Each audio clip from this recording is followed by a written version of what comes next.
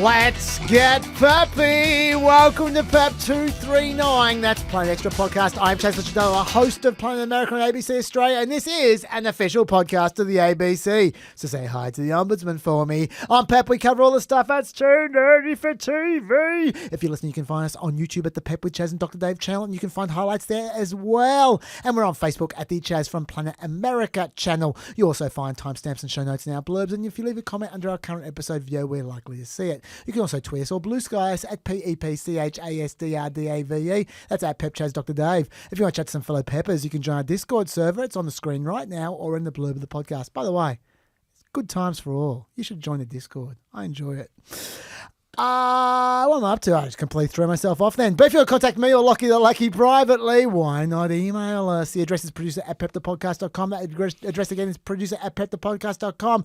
And people who emailed me last week will have noticed I'm replying now. I'm paying attention to the email. I'm really tripping myself up a lot here. Haven't introduced Dave yet. And do not forget to subscribe for all that peppy goodness. It all helps. And we are, and do subscribe. We've been a bit slow recently. And we're recording this at 2:50 p.m. on Friday afternoon. I'm about 2 days behind. I'm sorry. I haven't even read the tariffs case yet. That's going to be next week. Or 10:50 p.m. on Thursday night, East Coast time. But for now, let's turn to the highly disciplined man, very unusually disciplined, I have to say, who will never raise the stakes in inconsequential views. I speak, of course, about Dr. Pepper himself. Dr. Dave, you can now speak. Hi, everyone. Hey, Dave. I'm David Smith. I'm an associate professor at the United States Studies Centre at the University of Sydney. But I do not speak for either of those institutions. I speak only for myself. I am nobody's party line or imagination police. Yeah. So that is my disclaimer for this week. Dr. Dave, what are you grateful for? 2 days ago at Chichester Cathedral in Sussex was the funeral of Patricia Routledge.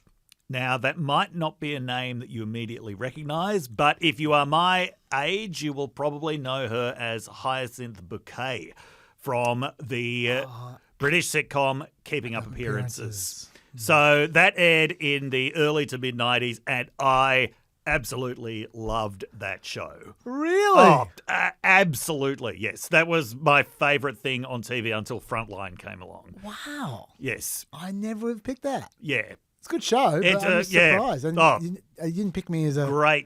Great show. Patricia Routledge, she was 96 years old. So that show ended 30 years ago. Mm. And in the best traditions of British comedy, it actually lasted a bit longer than a lot of British sitcoms do. It was like 4 or 5 years, but she pulled the plug on it. She said, "Nope, we've done everything that we're going to do. We're going to start recycling ideas, and I want no part of that." Which is great because I don't think they ever put a foot wrong on that show. This is amazing. What other British comedies from the era did you like? Were there any others? It was just Keeping Up Appearances. There weren't so many good ones from that era, I have to say. But of course, the ABC endlessly reran much better ones like Fawlty Towers, yes, and things like that. The class comedy of Keeping Up Appearances was just great. I'll tell you, I reckon the worst British comedy of all time was from that period as well. What was that? I hope you don't like this one. I hope I'm not going to offend people. Okay. Birds of a Feather was the worst British comedy ever made. I don't think you can call it a comedy. I did watch it at the time because we were a big British comedy household. But apparently. It's certainly not one that I've ever gone back to. It's not one that I'll ever go in YouTube. Oh, yeah. I watched it way too much because it was before The Late Show, the Late Show in the early 90s. And so I was watching it just because I didn't want to miss a second of The Late Show. Yeah. And man, that was a sacrifice. That was a bad show. I mean, it was on, I believe the ABC used to run The Bill going into Birds of a Feather, going into The Late Show. And I watched The Bill before as well. I make a whole night of it because it's Saturday night. Yeah. I'm like 14. Yeah. The Bill is also a comedy if you watch it in the right way. I found The Bill funnier than Birds of a Feather. I really did. You're Nick Sunshine. Anyway, look, my grateful. There aren't many ways in which this administration is more honest than the last administration. There are very few ways. But there is one big way that the last administration was, well, shall we say, more dishonest than this one. And I'm grateful that this particular era is over. The era of sharp as a tack. I am very much glad that is over. Yes, I know there are questions about Trump's team covering up his health problems. That is true. Yeah. He's been getting checkups for mysterious ailments recently. Like he's been going to Walter Reed for getting MRIs. We don't know what it's for. There's a health thing going on. Yes, I know. But that's day and night compared to the last administration. Oh, yeah. The House Oversight Committee has been conducting hearings the last few months on this particular issue. And they've been, in the last week, they've been releasing some of their results, albeit often set to dramatic music. I wish they wouldn't do that. It's kind of annoying. Yeah. I'm not going to pretend a lot of this isn't propaganda. A lot of it is. And a lot of it, when I see it, I go, that's not too bad. What's that? Come on. Let's not have the drama music. But I did see one clip this week, which was extraordinary. Okay. And it left me so grateful that we have moved on from this crap. This is an edited interview with Special Assistant to the President and General Spin Master Ian Sams. Do you remember Ian Sams? Oh, yes. The bald guy? Yep. Yep. It's kind of like he looks like a happier, nicer, sort of upside down version of Steve Miller. Yeah, if Steve Miller wasn't That's a gargoyle. quite an image. Yeah. So, anyway, now you might recall he was a very frequent defender of Biden's capabilities back in the day. Yes. Well, this is him talking about it now. How often would you say that you interacted with the president in person? I interacted with him pretty infrequently. So, weekly, monthly, what are we talking about? Very infrequent.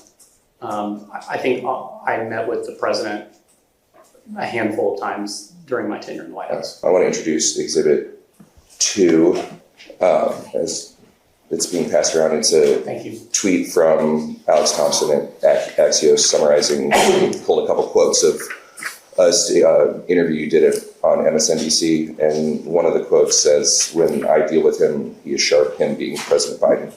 And he is asking tough questions. Do you recall this? I got to say, that doesn't look anything like the president that I know. When I deal with him, he's sharp. He's asking tough questions. That's the President Biden that so many of us experience every single day. So this statement, the basis for this statement was your interactions somewhere between 1 and 5 times. Yes. Okay. Do you think that's a bit misleading? I think it was pretty direct and honest, and said that when I do deal with him, he's sharp, and he was asking incisive questions during my meetings with him. But you dealt with him 5 times in 24 months. That's not exactly a large scope of knowledge on how he interacts with staff. You don't think it's missing some context? I don't. Do you think that statement suggests that you deal with him more than you did? I don't think so. I mean, I spoke about my own interactions with him. That's the President Biden that we experience every day. Okay. But to the best of your recollection, 4 meetings, 2 were in person. 2 that were, the 2 that I described to you that I, at the very onset in the Oval, one was a Zoom where he was at Camp David, and I was a participant in the meeting. The phone call, I think there was another meeting, or another engagement, but I can't remember off the top of my head what it was. I'm sorry. No, it's okay. I'm just trying to get an understanding of. So the immunity decision was virtual with him at Camp David. There was a phone call regarding Hunter Biden's testimony. Yes. An in-person meeting regarding Hunter Biden's testimony.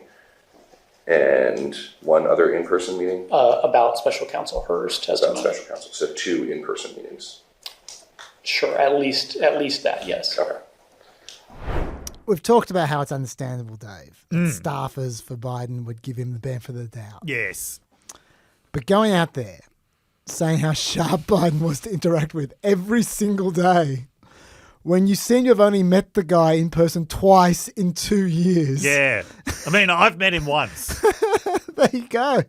You're almost qualified to go on the Yeah. MSNBC and say, well, he's like every single day. And that gives you, I think, some insight into how the Biden situation got so out of control, Dave. And I'm grateful those days are over. Yes. For now. For now. Yes, because I'm 100% sure that should Trump go the same way, there'll be the same result. Yeah. But anyway.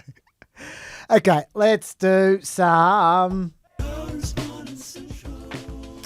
Okay, I'll roll through a few of these. There's a few non-content related ones. First of all, a lot of love for Bo. People loving Bo.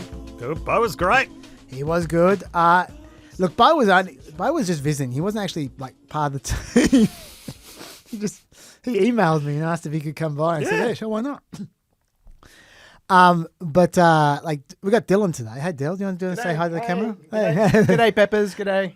Dylan's the actual fill-in for Lockie, so we'll be doing a Chaz Unleashed with Dylan later on. Let's do it. Yeah, we will. Let's get unleashed. We will get unleashed. But a lot of people love Bo, and so I'll just tell you what. At the end of the year, when Lockie's back, we'll probably if the supervisor is willing, we'll do a similar thing to last year where I'll do bits and pieces with lots of people. I can try and do it. If you've been good. Okay. Dave, you can be in charge of the list to see who's been naughty and nice. But if we're allowed to, I'll do one where I just do lots of bits and pieces with lots of people and shove them together. That will be longer than 3 hours if we're allowed to do it. Yep. I'll make Bo one of the people. Let's get Bo in. People love him. Dan made a sting for him, so he might as well use it. Thanks, Dan. Okay, but yeah, no, I'll just register. People did love Bo. Well done, Bo. Good on you. A lot of ABC Listen app correspondence, and this is not the first time we've received this. We've received this for months, and I never reply to it, not because I'm being rude, but just because I always think, oh yeah, I'll get to that. I'll ask someone about that. I never do. But I just want to just acknowledge it, okay? Daddy Fun Times asks, I'm pretty sure that's not his real name. Is there a reason that PEP, although an official ABC podcast, is not on the ABC Listen app or on their webpage? Well, look, I haven't asked anyone. Like I said, I haven't got around to it. But this is still a trial. Like, I don't even know if they're even going to want us back next year. We might be private next year. I've got no idea. I haven't talked to anyone about that. I think they're going to want us back. But I don't know that for a fact. I haven't pushed it to date because it would only take numbers away from the Spotify and the YouTube. And I know those numbers. I don't know the numbers of the ABC Listen app, so I don't really care about that. But look, it looks like next year, most of the year, we're still negotiating, but probably, I just say this out of school, I don't care. We're still negotiating, but I'm pretty sure that next year we're going to be only doing one show a week on Planet America for most of the year. Right. We'll probably have 2 shows as we get closer Yep. to when things are important.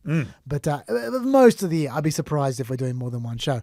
In which case, if that is the case, if that's how it pans out, I'm going to be focusing more on the pod. And, well, we'll probably have more extras and all that kind of stuff. And these kinds of questions will be addressed then. But so I'm not ignoring you. But it's not something I've really cared about this year. And no one's pushing it because as far as they're concerned, they're not even sure if we exist yet. We're still a trial. So we'll see at the end of this year. But thanks for that question, Daddy Fun Times. Yes. Asking what everyone's thinking. I hope that was one of those fun times for you, Daddy. Sydney Uni speaking engagement correspondence, Dave. Yes. From Tate. I haven't finished the episode yet. Apologies if it's mentioned later. Your talk at Sydney Uni is already full. Frowny face. Dr. Dave, do you have the power to give a special exception for Peppers? Otherwise, I second the request for recording. I don't think Dr. Dave's in charge of security. Look, there's unfortunately there's nothing I can do about that. I know it's going to be recorded, but I'm not sure how that recording is going to be distributed. Okay, we'll get to the bottom of this one. If Sydney Uni are putting it up on some page, we'll let you know. We'll just link to it. Yeah, we'll link to it. If they're not, we'll ask if we can put it up. I mean, personally, I hope that they are because I don't want to pollute our page with that crap. Oh, it's going to be great. It's going to be great. Everyone who's going, you're going to love it. but I hope they're putting it up. And we'll let you know. Anyway, Is there anything else we need to say about that engagement? No. No? Or we'll say it together. So we'll see some of you tomorrow, Yeah. at least. Yeah, Yes. Cool. Contronym correspondence. I reckon we're going to get contronym correspondence for the rest of this year. Honestly, every single week is more. It's great stuff. Yeah, well, yeah. Until we've exhausted all the contronyms, we will keep doing the contronym correspondence. For those who are tuning in for the first time, a contronym is, and as if you don't know what a contronym is, of course they don't. A contronym is a word where there are two opposite meanings of the same word. Yep. One word in two different contexts with used can mean opposite things. Back 5 says table. Table can be used to mean put on the agenda and to remove them from the agenda. That is true. Good one. That's a really good one. Good one, back 5. G-inspiration says peppy. It could mean lively and high spirited. Or it could mean to focus and watch a 3-hour deeply detailed political podcast. In which one of the hosts literally falls asleep. We invented the contronym, Dave. Isn't that exciting? Historian Dave. You know Historian Dave? He writes into us every now and then. He's got a beauty here. Yep. Contronyms across time. Ah. Words where the meanings have shifted to be the opposite of what they originally were. Yep. That's a good one. Yeah. He gives an example. Fulsome used to mean stinky, noxious, offensive. Now it means generous. Oh, yes, like I've heard of fulsome this. praise. Yes, yeah. I've heard this one before. Yeah. That's a good one. Yeah. And- You didn't want to call someone fulsome in the 16th century. Yeah, Yeah. no, they didn't like that. And he says this is probably apocryphal anecdote, but still, it's an anecdote. Yep. And the contronyms are correct about Charles II's description of Sir Christopher Wren's new St Paul's Cathedral after the Great Fire of London ran through the old one. The apocryphal anecdote is that he called it awful, pompous, and artificial. And that was a compliment. All three of them were compliments. Awful meant Inspiring awe. yeah, or inspiring. Pompous meant grand, and artificial meant full of skill. Yes, yeah. It's an artifice. Yeah. Yes. So there you go. So that's pretty cool. That is great. I hope it's true. Doesn't matter if it's not. Well done, historian Dave. Gerrymandered correspondence. Benjamin writes, in relation to the gerrymandering saga, an obvious solution seems like instituting an independent body similar to the Australian Electoral Commission. Seems like a no-brainer. I pitched the idea to my dad. He said it was a terrible idea because if it was a federal body, it would get hijacked by one of the major parties, one way or another, which would allow the whole country to be gerrymandered. Could such a system or even any independent institution survive American partisanship, Dave? Well, at the moment, we're seeing the test of which independent institutions can actually survive. And at the moment, it looks like maybe the Federal Reserve. So, like, you do make a very good point about that. There are a lot of independent institutions that lasted quite a long time, but are now under really severe pressure because somebody has got to appoint people to these independent institutions. Often the independence is basically guaranteed by how easily they can be fired. And at the moment, Trump is pushing a theory that he can fire anybody in the federal government. Yeah, look, I was going to say, until 25 years ago, Yeah. independent bodies worked fine in America. Yes. Yeah. In terms of independent electoral boards, they currently do exist in some states. In general, there's a lot of resistance to federalizing election law, especially on the Republican side, but at the moment also a bit on the Democratic side. But it is a good point that you make. This year, we have really seen that just about any independent body is vulnerable. Can I just say that, and you say this year, I mean, look, they're vulnerable to Trump right now, but even before this year, Oh, yeah. like I said, the last 25 years, basically, America's become so partisan that just partisanship just infects everything. Yeah. But yeah, in the 90s and 80s and stuff, they had independent bodies that worked just fine. Yeah. I was going to say that when you speak to a political scientist in America about this, and like I wrote on the Discord, actually, I did go on the Discord, they're universally political scientists, American political scientists, are jealous of Australia. Yes. Like they all know about Australia. It's funny when you say like universally political scientists are this, like this is my profession. Yeah, these are people I know. Yeah. I was about to jump on you because there's almost nothing that is universally true of American political scientists. But this? It's not quite universally true, but it's about as close as you're going to get. Yeah, like at least everyone that I've come into contact Yeah. with. It's no, there would be some people who believe this needs to be more subject to democratic control. I will say the vast majority of American political scientists would believe that having an independent electoral commission is a good idea. Well, I was just going to say was that while I Yeah. have conversations with these guys all the time when Yes. I interview them. Yes, yeah. And we'll talk for 5-10 minutes afterwards because I'm a nerd and I like to talk to nerds. Yeah. And they will ask me questions about Australia. Go, oh, I love what Australia does this. I love Australia does that. None of them are saying they wish they had an AEC.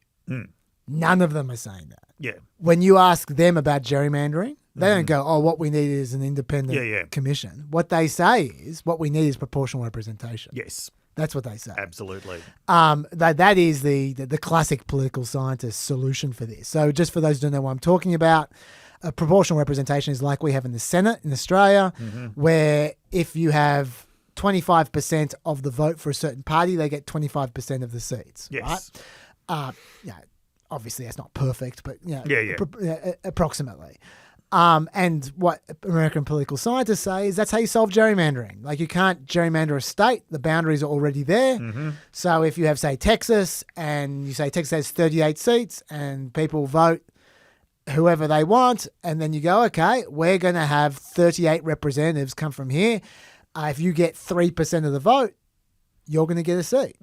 And then each party, if a party gets 34% of the vote, they'll get 11 seats from Texas. That's the way you have a fair system, and you don't have gerrymandering. I would say, though, actually, a lot of political scientists are not in favour of proportional representation. Well, it can often be a lot harder to form governments under proportional representation. Well, we're talking about Congress here. Yeah. Like, so it's not like a prime minister situation where you need to have alliances and shit like that. This is, if you had a multi-party Congress, you would still it would be like France, presidential system with a legislature. It could still be, you still need to appoint a prime minister. It would be very, and that prime minister somehow needs to be able to command a majority of the legislature.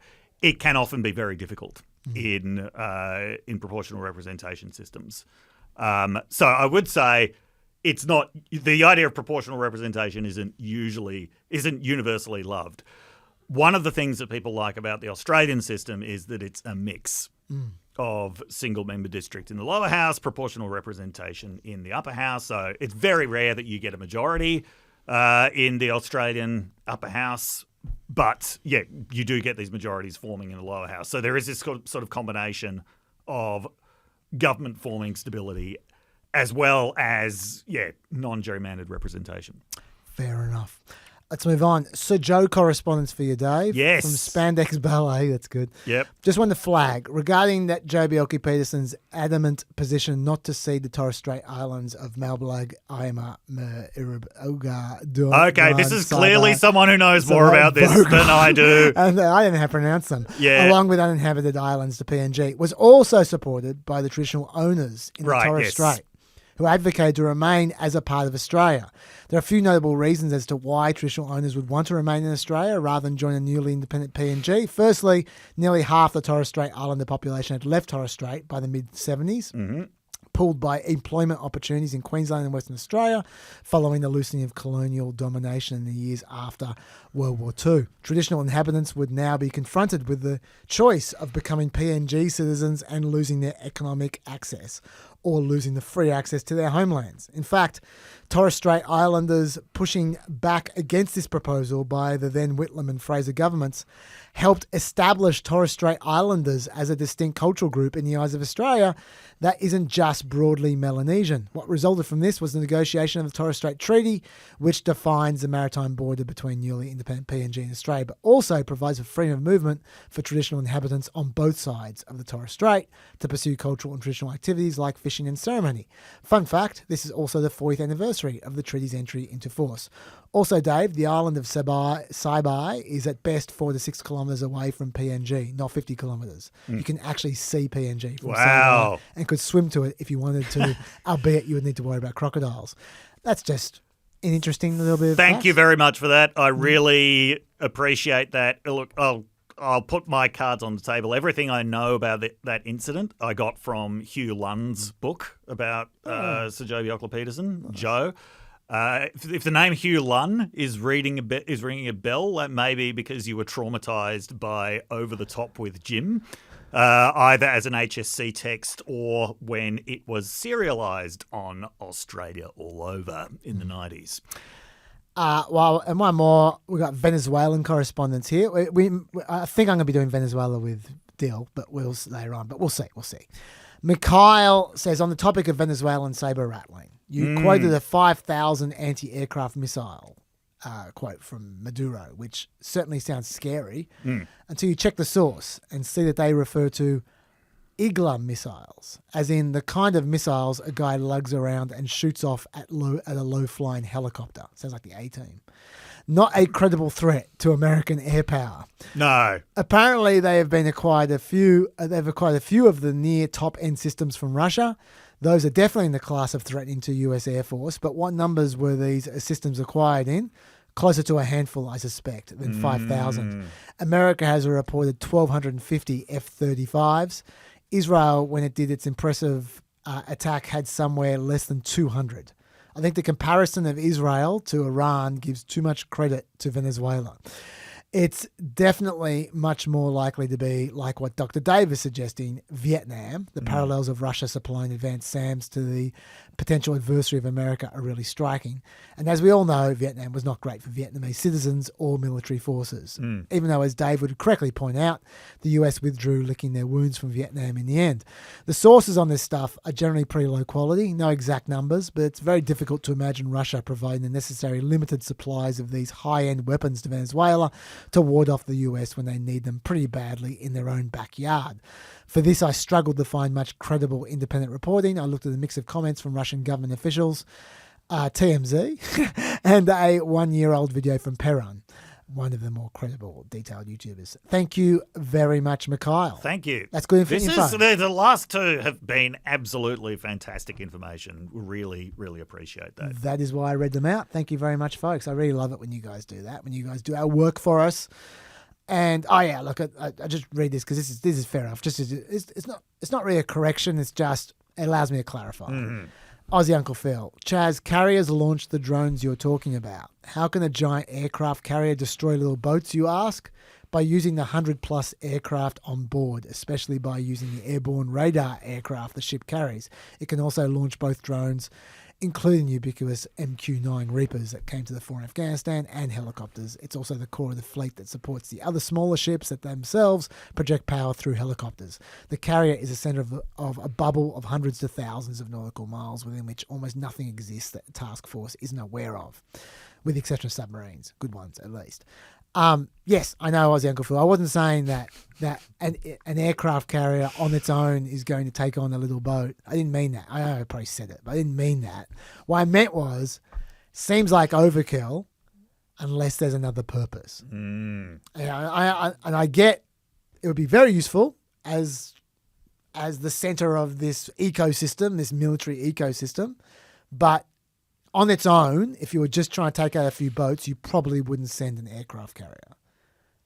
But it may have another purpose, which is what we've been talking about. How much does an aircraft carrier cost these days? I'm sure AUP can answer this for us. I don't know. I didn't find one the last time I went to a $2 store. Yeah. I'm guessing it would be a number that I would find quite hard to actually keep in my head. Mikhail, go head to Perron and tell us. All right, let's do some updates. Okay.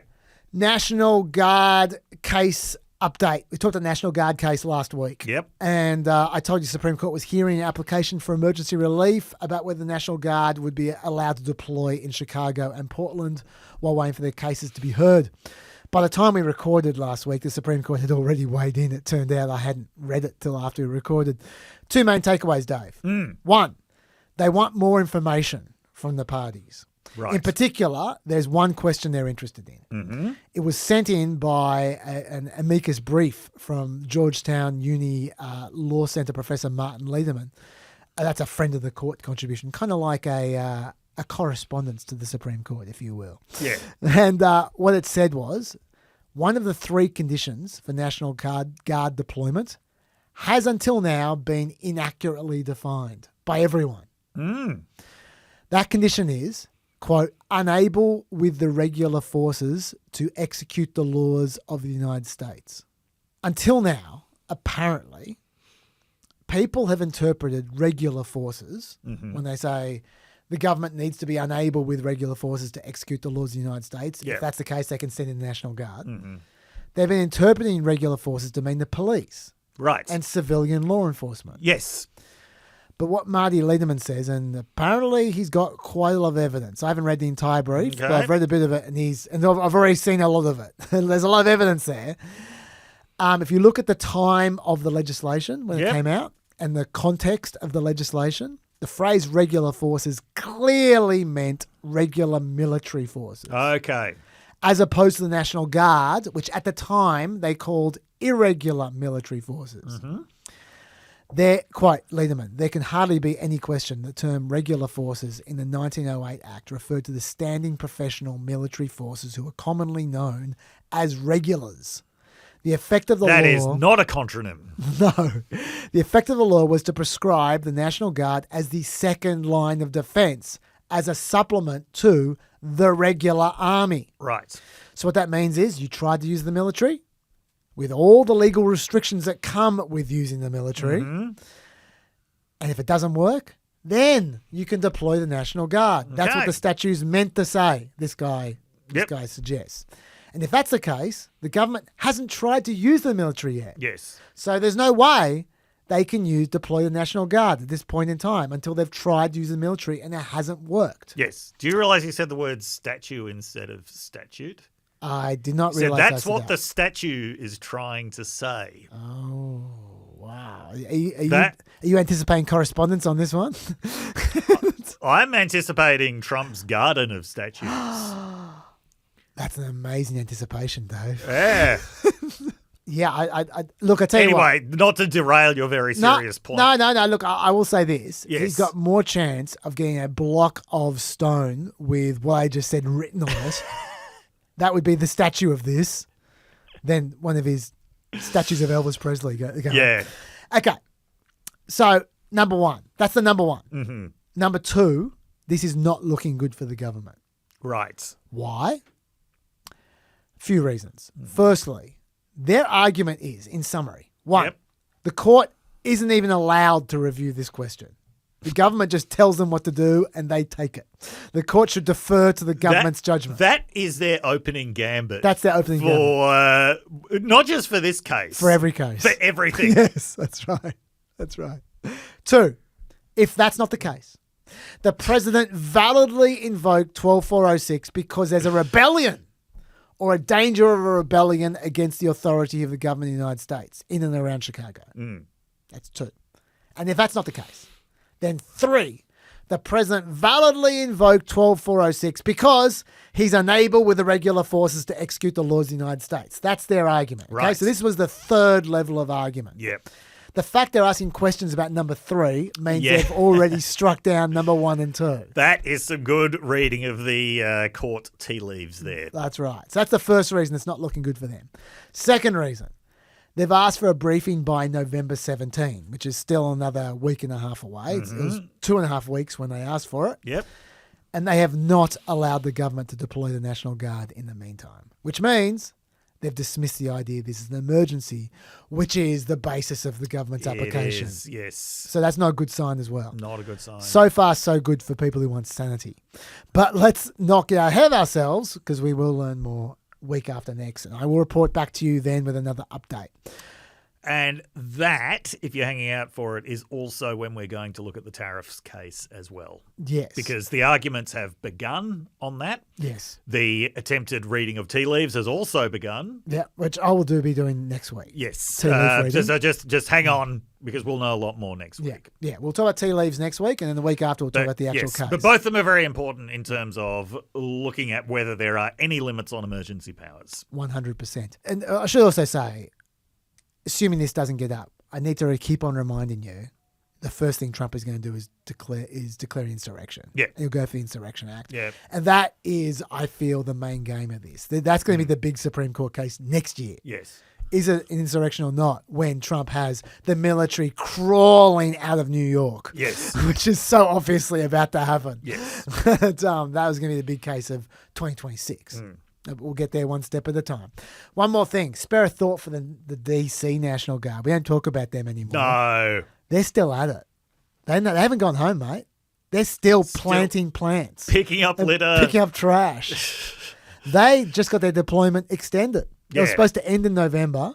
Yes. It's now ending in February. Yeah, yeah. These people have jobs. They've got families. There. They And might not be getting paid. to add insult to injury, yesterday, a jury in DC found that the guy who threw a sandwich Yes. at a federal agent, Yes. not guilty. He got found no guilty. I'm not up to that. He got found not guilty. I was very amused by what I heard about the court case. Well, yeah, one of the key things was that the federal agent had said that the sandwich burst open. Exploded. I believe. It splattered onion and mustard all over his shirt. Yeah. But witnesses said no, the sandwich never left the wrapper. But he said, a little bit came out at the bottom. Because his explosion. The headline that Defector ran was, if the sub doesn't split, you must acquit. Oh, bravo. Bravo. So yeah, that was an acquittal. Well, there you go. Yeah. They can't catch a break on that case. No, can they really can't. I cannot wait to see how they next try to prosecute it. Yeah, so they've got to pick up trash, not get paid, and it's open sandwich season on them. It's a dire state of affairs, Chaz. I feel sorry for them. They didn't ask for this. There are 2,387 National Guard troops from various willing states still there. They're going to be there till February. And they're glorified gardeners and trash collectors. It sucks. Yeah. And the Washington Commanders are terrible this year as well. What a life. The What a Wizards are life. never good. I'm glad you told me about the subway thing because that means I don't have to cover it next week. Yeah. Save me some time. Final thing. This is not an update, but I just want to tell you guys quickly why I'm not going to be talking about Arctic frost anytime soon. Okay. For those who don't know, if this is the first time you've heard of Arctic frost, probably most of you in that boat. Yep. That's the new Hunter Biden. Arctic frost is what the right is going absolutely nuts about. Senator Eric Schmidt has described it as 100 times worse than Watergate. 100 times worse. 100 times worse. That's a lot of Watergate, my friend. That's a lot of Watergate. And the mainstream media hasn't even mentioned it. Normally, that's not a problem for me. I'll just go wherever I see stories. But I'm not going to talk about this one. I'm ignoring this as well. Okay. And I'm going to tell you why. Yep. And then we'll never talk about it again. Okay. What's the accusation? The accusation is that 430 Republican entities and individuals, including about 10 senators, had their cell phones subpoenaed. Some had their bank records pulled and their emails subpoenaed. And it was all done in secret. None of them were told about this. There was actually a gag order placed by the judge. That judge's name will ring a bell to you, Dave. Judge Boasberg. Oh, right. Yes. Yeah. And he passed a gag order stopping anyone, including the Republican senators, from knowing that they were being investigated at the time. In fact, articles of impeachment have already been filed against Judge Boasberg by some Republicans. Pam Bondi just said it was even worse than this. Pam Bondi just tweeted out, during the Arctic frost investigation, we found that special counsel seized President Trump's government-issued phone. This means the Biden administration turned over President Trump's phone to special counsel, an unprecedented action. In addition, special counsel subpoenaed all of President Trump's personal phone records. We can never again allow this kind of government weaponization in America, Dave. And this is what Trump said about it. Trump said, documents show conclusively that Christopher Wray, deranged Jack Smith, Merrick Garland, Lisa Monaco, and other crooked lowlifes from the failed Biden administration signed off on Operation Arctic Frost. They spied on senators and congressmen, women, and even taped their calls. They cheated and rigged the 2020 presidential election. These radical left lunatics should be prosecuted for their illegal and highly unethical behavior. That sounds awful, doesn't it? It does sound bad, yes. So why am I not going to talk about this? Okay, why? Because, Dave, this is all 100% bullshit. 100%. I was guessing that both that quantitative and that qualitative assessment were going to come in. Yes. In the worst possible way. What they're referring to, can you guess what they're referring to? No, I can't even guess what they're referring to. What they're referring to by talking about Arctic frost is the investigation into January 6th. Right. Jack Smith's investigation into January 6th. That's what they're referring to. Mm-hmm. They absolutely never mention January 6th, though. No. Because they don't want you to have any sense of the context of the allegations. That makes it sound reasonable. They want it to sound like random weaponization. Yes. Oh, just spying on senators. Jack Smith applied for proper subpoenas to examine the phone records of congressmen between January 4 and January 7, 2001. Actually, this is So ringing a bell 2021, now. 2021, to see if Trump threatened them. It wasn't about attacking them. It was about investigating Trump. Yeah. That was the whole point of the January 6th investigation. Yes. He was looking for the conspiracy. Yes. He wasn't spying on them. He wasn't even listening to the calls. He was just looking at the call logs to see who called who and when. Yes. Of course he examined Trump's phone. Were you expecting him to not examine Trump's phone when he's talking about January 6th? It's all basic common sense. Also, I mean, just looking at that, like, I've got to say, as a citizen of a democracy, I want the Department of Justice or whatever equivalent department it is, if there's a criminal investigation, to have access to government-issued phones. Yeah. To have access to government-issued phone. When you're using those, you're doing the business of government. 100 times Watergate. Does that make you 100 times deep throat? It's a very deep throat. No, you're right. I mean, it's just sensible. Yeah. Anyway, Boasberg allowing him to do this, totally reasonable.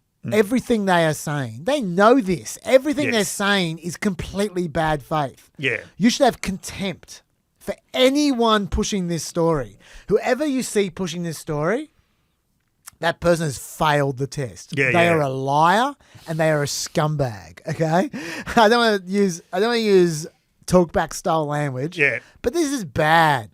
And it annoys me so much. The volume of the screeching is totally it's just ridiculous. It's not going to make people forget about Epstein, which is the clear purpose of this. No, I think it's also about rehabilitating January 6th. Yeah, of course. It's and then also punishing, like making people think the next time they do something, Trump does something, if you come after me, this is the result. Yes. Don't come after me. And this is all while there's real corruption going on in the Trump administration that they're completely ignoring, by the way. By the way, when Trump said they cheated and rigged the 2020 presidential election, this investigation was in mid-2022. Yes. And it was secret. No, he just has to add that.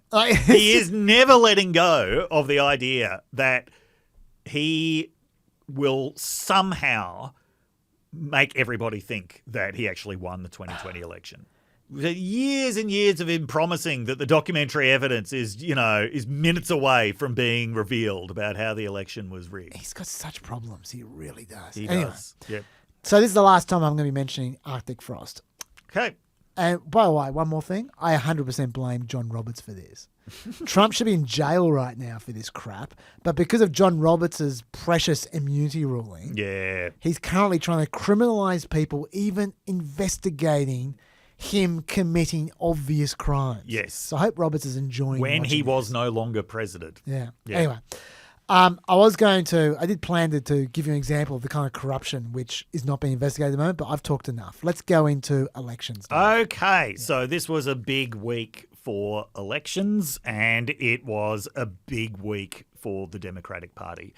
The off-year election that always takes place after a presidential election is often seen as an important bellwether.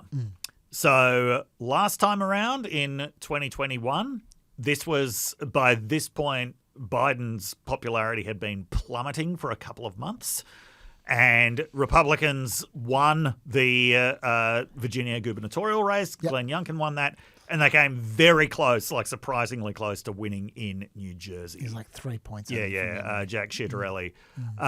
So that was, that was widely kind of seen as a harbinger of Biden's popularity has collapsed and the Democrats are going to be in electoral trouble. Now, it turned out, given all of that, that the Democrats performed, as we remember, much better than was expected in the 2022 midterms. Yep. So these results don't necessarily mean that Republicans are screwed in 2026, but they do indicate that things are not going their way electorally at the moment. So just to look at these results, obviously the one that everyone's excited about is New York. We'll save that one for last. Okay. Let's start by talking about Virginia. Sure. Okay, so first of all, the Virginia House of Delegates. It is the oldest legislature in America. It's been around since 1619, and its coat of arms looks like a scene from a Quentin Tarantino movie. It's an interesting house in terms of historically one party holds it for a very long time, then another party holds it for a very long time. But like in so many things in American politics at the moment, we're now entering a period of increasingly rapid alternation. Democrats did hold that by 51 to 49, and polls were suggesting that they were going to pick up 4 seats. They picked up 13 seats. And that gives you a good idea of how things went in Virginia. That was their best result since 1987. Yes. Yeah.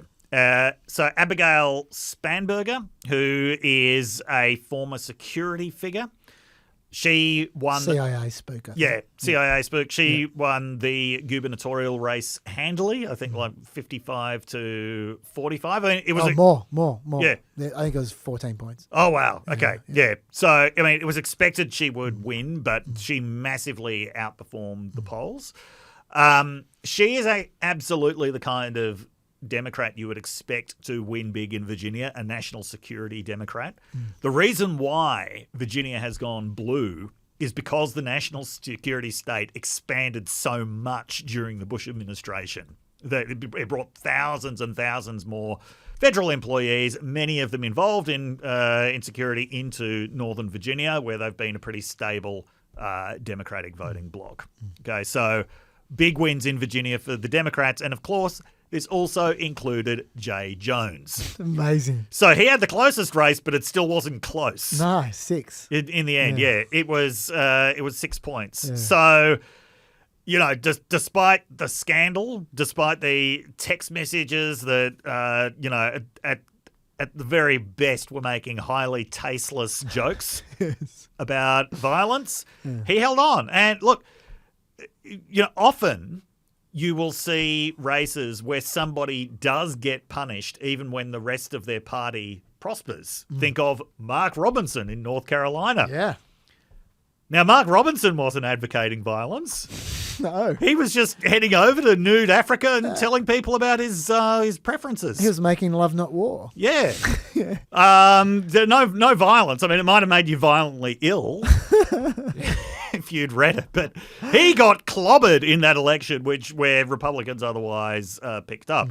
This was such a Democratic wave in Virginia that Jones was still able to ride it all the way to the end. And I mean, he really did look like he was in doubt. He was going against an incumbent, and this was the one race where the Republican managed to raise a lot more money than the Democrat.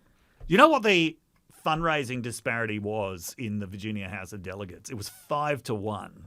To Democrats. To the Democrats. Yeah. Like, that gives you an idea of the relative political energy on both sides. Yeah, and Spanberger raised twice as much as Elle Sears. She raised 50 to 25 million. Yeah. So I was going to say with Jay Jones, the reason why Myaris would have raised so much money, and this is actually part of what's amazing about this situation that Jay Jones beat him, is you may or may not realise this, that Myaris was the one that the Republicans actually liked. Yeah. Like they didn't like their gubernatorial nominee, Elle Sears. They didn't like her at all. Yeah. Trump didn't even endorse her. But Myaris... I think that's because he knew that she was going to lose. Yeah, I don't think he liked her even before. Yeah. Like, I don't think he's ever liked her. I'm sure people can imagine one reason why he might not like her very much. Even if I was a cynic, I might suggest the fact she's a black woman. But having said that, she's a bit weird. She's a little strange. It has to be said. I saw one of their campaign posters, Alcides Mayares. Let's keep a good thing going.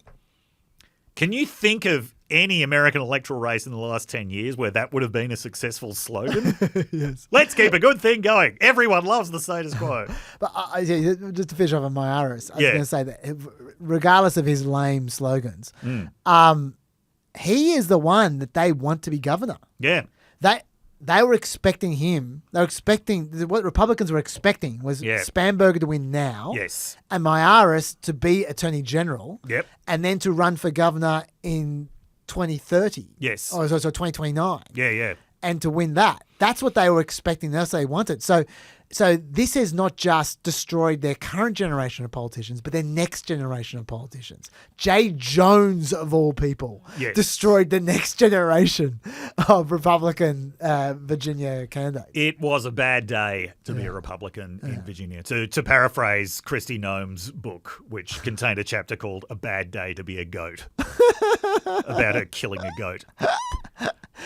We should say, before we dunk too much on this situation, they like you said, it's often the case that this off year election favours the party that is not in power. Well, in this era of anti-status quo, anti-incumbency, you are going to get blamed for everything that happens in your first year. Yes. When you say in this era, yes. Do you mean the last 50 years? Because literally, good point. Literally since 1977, this has happened every single time except for once. Do you know the time? No, I don't. The time when it didn't happen was 2013 when Terry McAuliffe won when Barack Obama was re-elected. Yes. That's the only time since 1977 where the pattern hasn't held up. Yeah. That whoever's president, the other side wins the Virginia governorship. Yeah. So Spanberger was meant to win.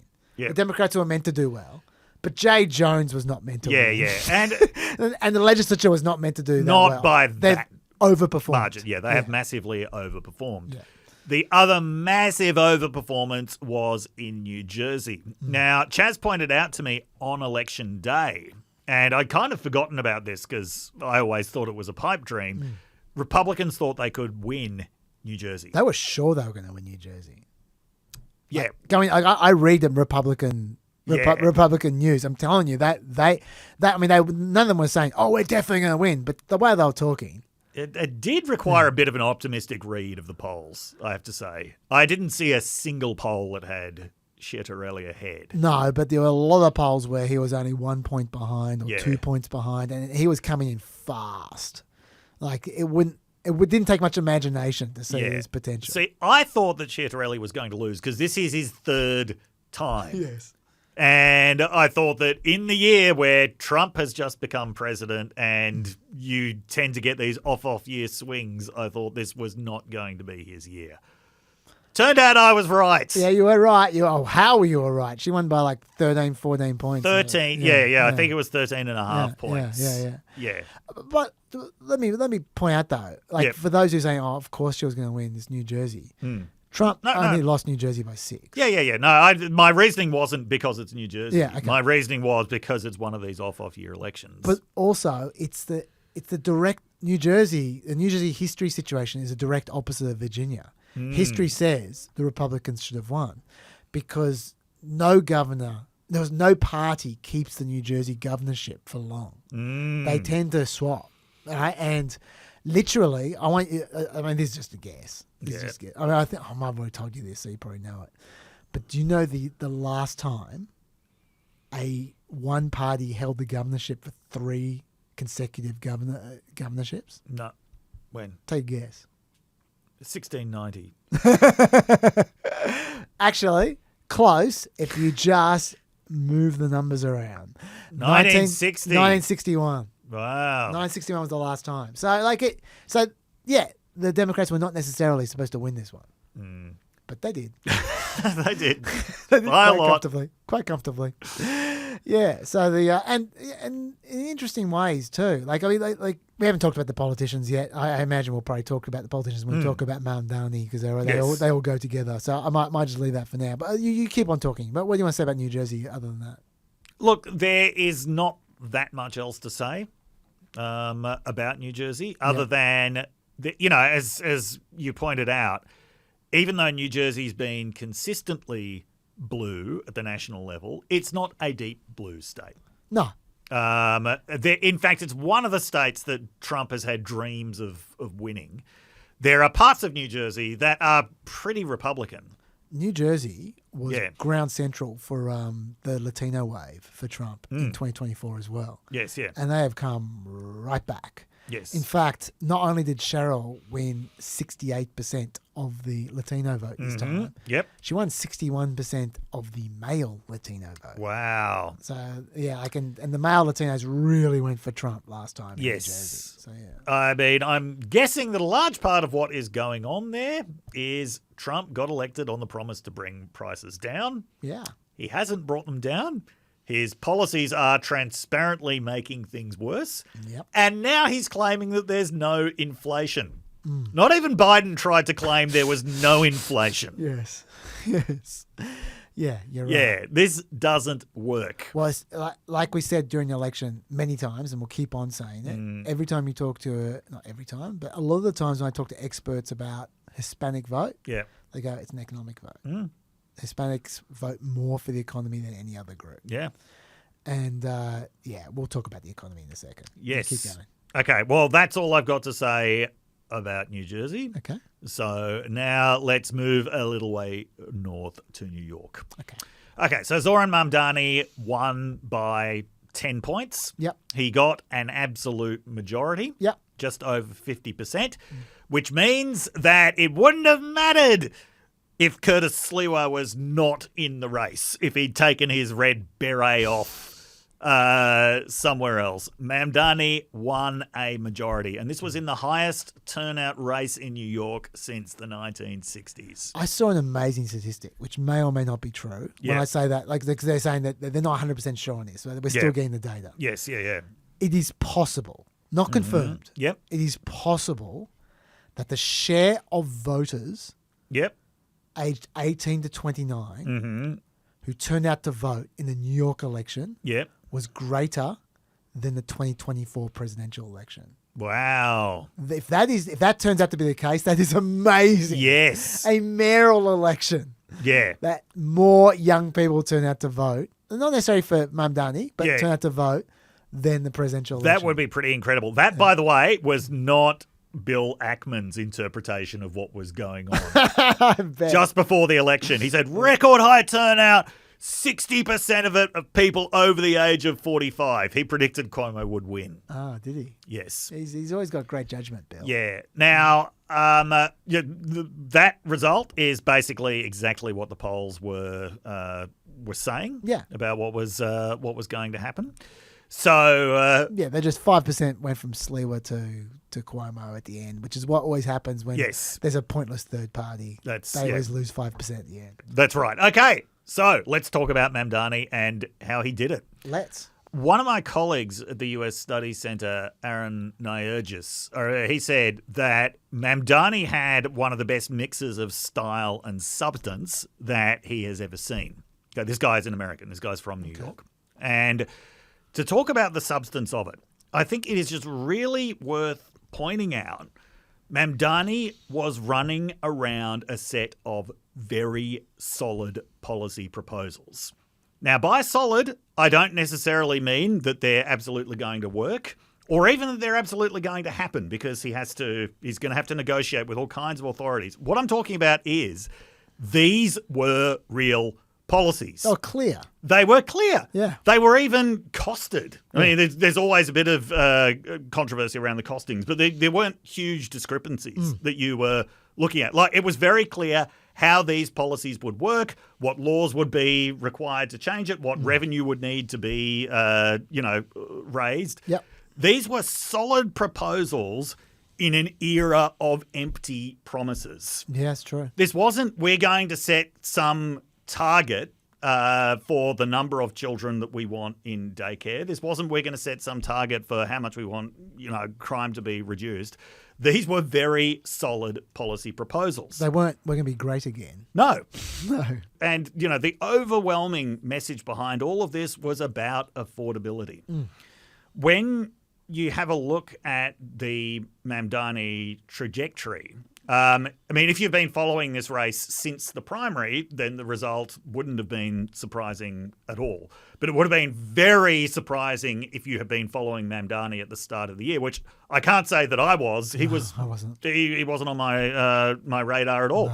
No. Mamdani himself said that he was tied with a candidate known as someone else. But he had this absolute laser focus on affordability. So the big policies are, the biggest ticket one is free childcare for New Yorkers, which that's going to be expensive. That's going to $6 or $7 billion. For that to happen, his plan is to raise taxes on New Yorkers earning over $1 million. And a corporate tax. Yes, and a corporate tax. Now, once again, those are very specific revenue-raising proposals. Yep. He wasn't trying to be everything to everyone. That will require the New York State legislature. Yes. Which is going to be hard, although I think potentially not impossible. I'm not saying it will happen, even though Kathy Hochul, the governor, has said she doesn't want any tax increases. He does potentially have allies in the New York legislature where he has been an assemblyman. Quote, Hochul, who is running for re-election next year. Yeah. I have said I will not raise income taxes on the people of our state. I'm focused on affordability, and raising taxes on anyone does not accomplish that. I'm just making sure that people who create jobs will stay here so we can have good paying jobs. But she is also a creature of the political wind. And let's see which way the wind blows. Fair. Okay, so that was probably the biggest one. Yep. Making buses fast and free. Yep.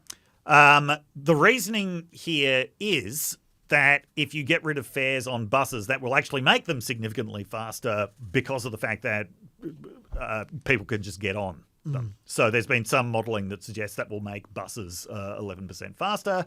Obviously, there's a cost involved to that, but it's not that huge. 600 to 800 million a year. Yeah. I mean, obviously that's not nothing, but Well, compared in the context to other of childcare. Yeah. Like that seems to be one that not that many people are complaining about.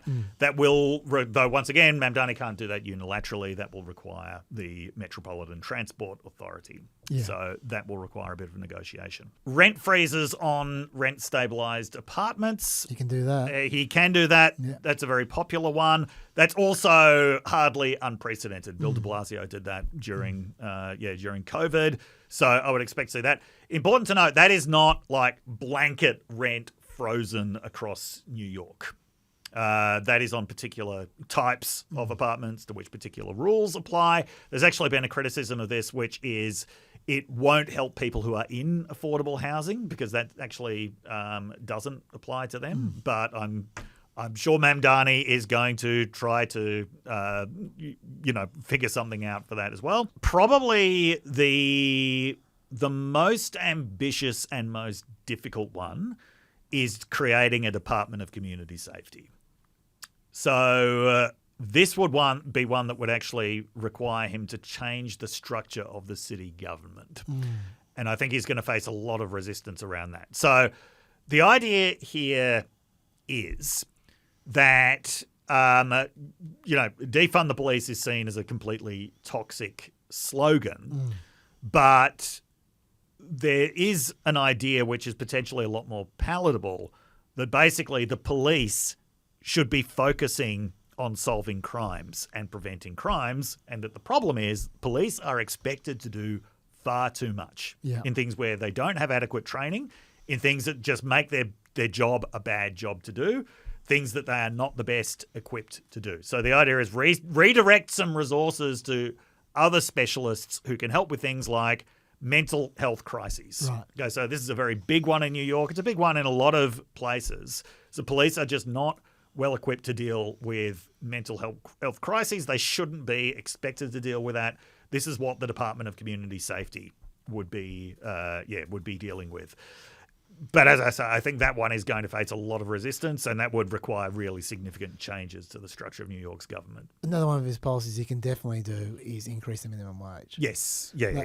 He said he wants to increase it up to $30 an hour. Whether he gets that to that or not, I don't know. But he can definitely increase it. Yes. Yeah. We've mentioned Albany as an issue. Trump's an issue. There's Yeah. a few issues. Yes. Yeah. That are going to make some of these policies hard. Yeah. But he'll be able to do something. He won't be doing nothing. No. Yeah. So anyway, go And on. the point is, as I say, these are concrete proposals. If they fail, they fail. But at least it's a solid proposal that can actually be tested. Yeah.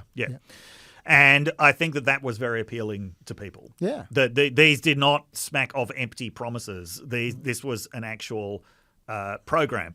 There have been a couple of pieces referring to this as sewer socialism.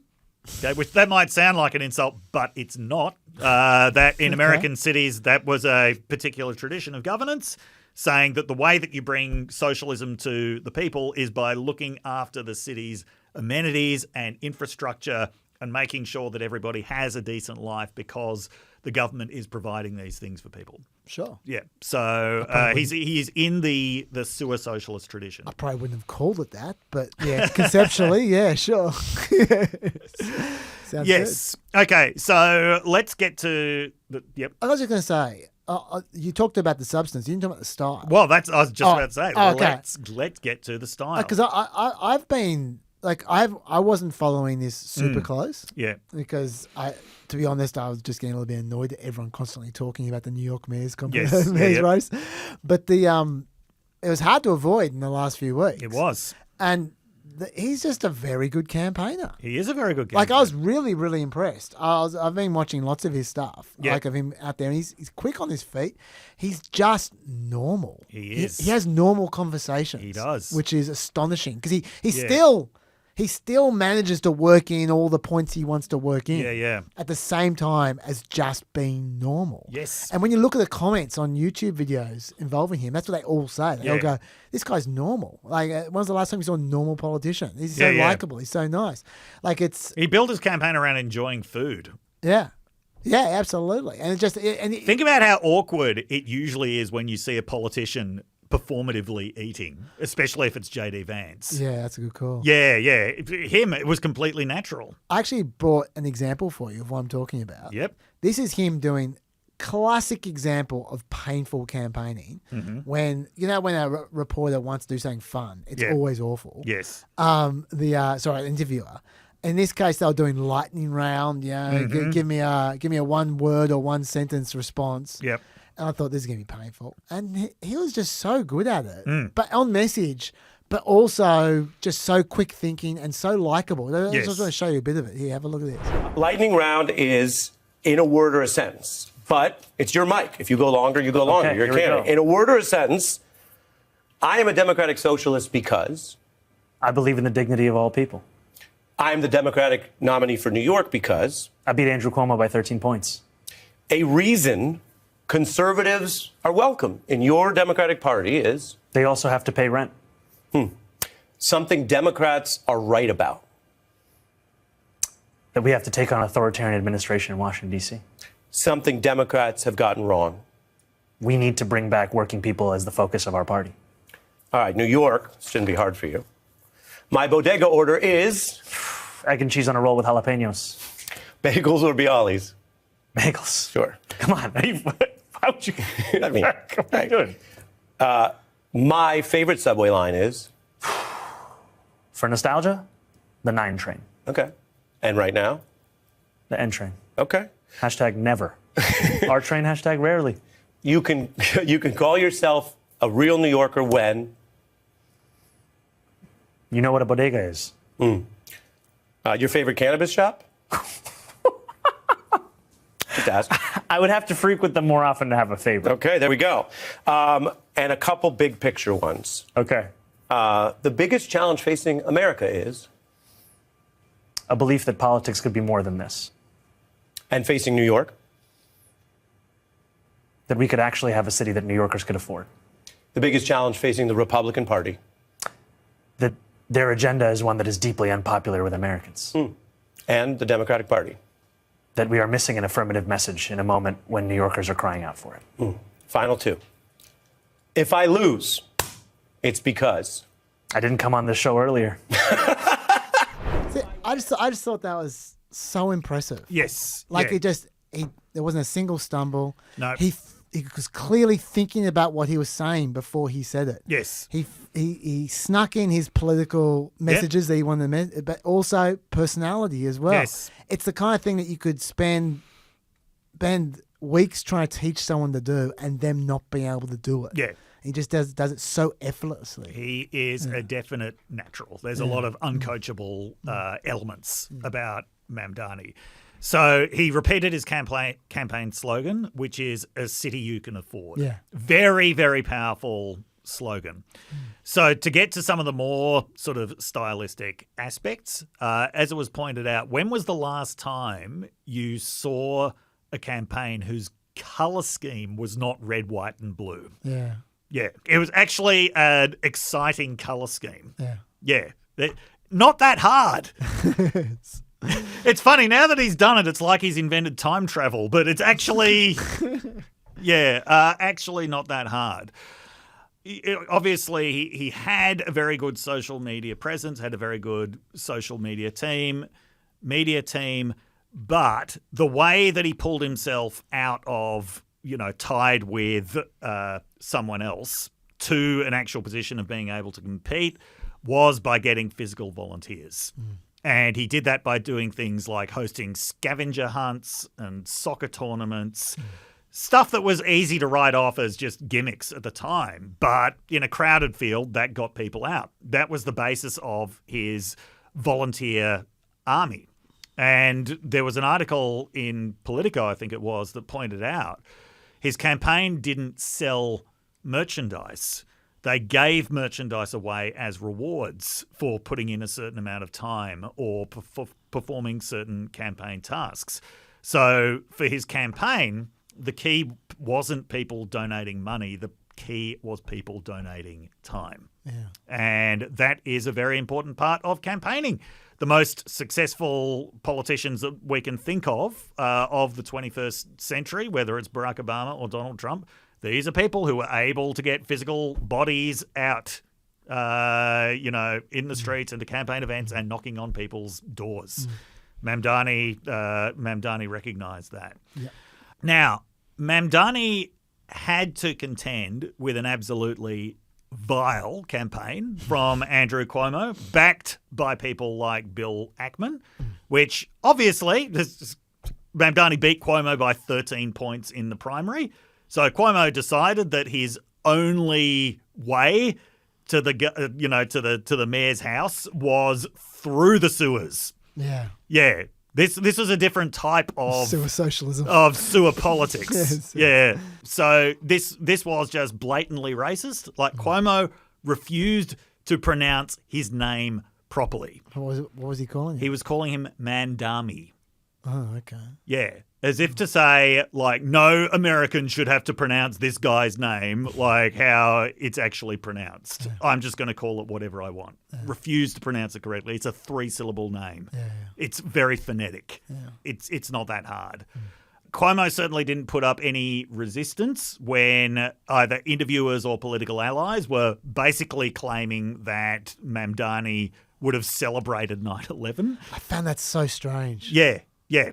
Because he's so personable and likable. Yes. I think when you do he loves 9/11 thing, it makes you look worse and him look better. Yes. I think. Yeah. Because it just seems so unlikely. Like yes. He just doesn't come off like a terrorist to me. No. So, yeah. By the end of the campaign, Cuomo had some Republican endorsements. Yeah. Including one from Donald Trump. Yep. So telling people not to vote for Sliwa. Yeah. Had a good one from Ted Cruz. I believe Mamdani, by the way, congratulated Cuomo on that Trump endorsement. So he worked very hard for that one. Yeah. Yes. Because Mamdani had posted this very famous slogan, which is from each according to his ability, to each according to his needs. Famous socialist slogan. Yeah. That's not Karl Marx. There's a French socialist called Louis Blanc. But that prompted Ted Cruz to post I saw that. that this was a race between a Democrat, just a normal Democrat, Yeah. and an actual Marx quoting Marxist jihadist. Jihadist, yeah. Not a Karl Marx quote, but that's okay. I don't expect Ted Cruz to know that. Yeah. Yeah, so it was this completely unhinged, deranged campaign, and he basically just sailed through it. I clipped out my favourite one Yeah. from Randy Fine. Of course, he's always good for this kind of stuff. Just have a look at I've this. called for Zohran Mamdani to be deported.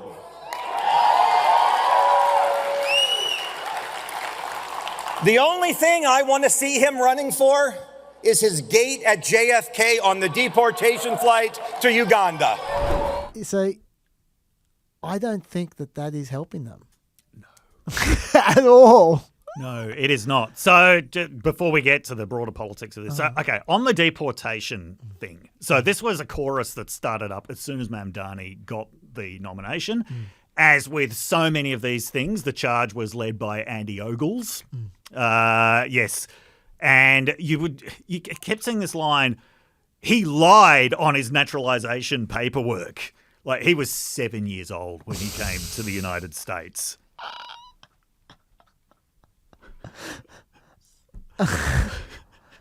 Yeah. Do they really think this is helping? Well, look, you know, it for 8 years, Republicans were saying Barack Obama wasn't born in the United States. Yeah. It doesn't work in terms of stopping him from winning an election. That's right. But it does get 5 people cheering, Randy Fine. Yeah. Good on you, Randy. An event. Good on you. Yeah, good on you, Randy. So, yeah, there's a whole deportation thing.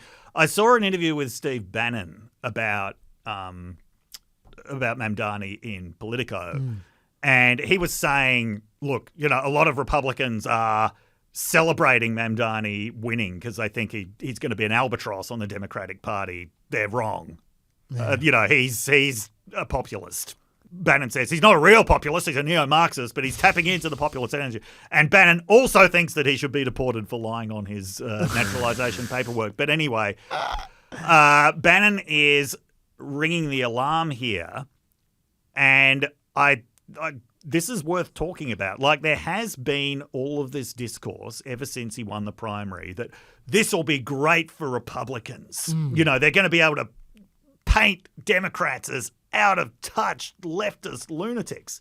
First thing I want to point out, and I've pointed this out before, a lot of those stories about Republicans are going to love this so much, they came from centrist Democrats. Yeah. Yeah, you didn't actually hear Republicans talking about this very much. That's interesting. They came from centrist Democrats. You see this a lot in newspapers like the Washington Post. It's always framed in these terms. Like, there are a lot of Democrats concerned that having a far left face of the Democratic Party may alienate the critical moderate voters. Okay, there's always this term, critical moderate voters. Here is something that we have learned from the last 10 years of American politics. The critical marginal voters are not moderates. That's true. Okay, they are people who are on the fence in the first place about whether they're going to vote. These are people who really hate the status quo and who want something new and who want something different. And crucially, these are not people who are scared away from candidates who are labelled as extremists. That's why Donald Trump is president now. Yeah.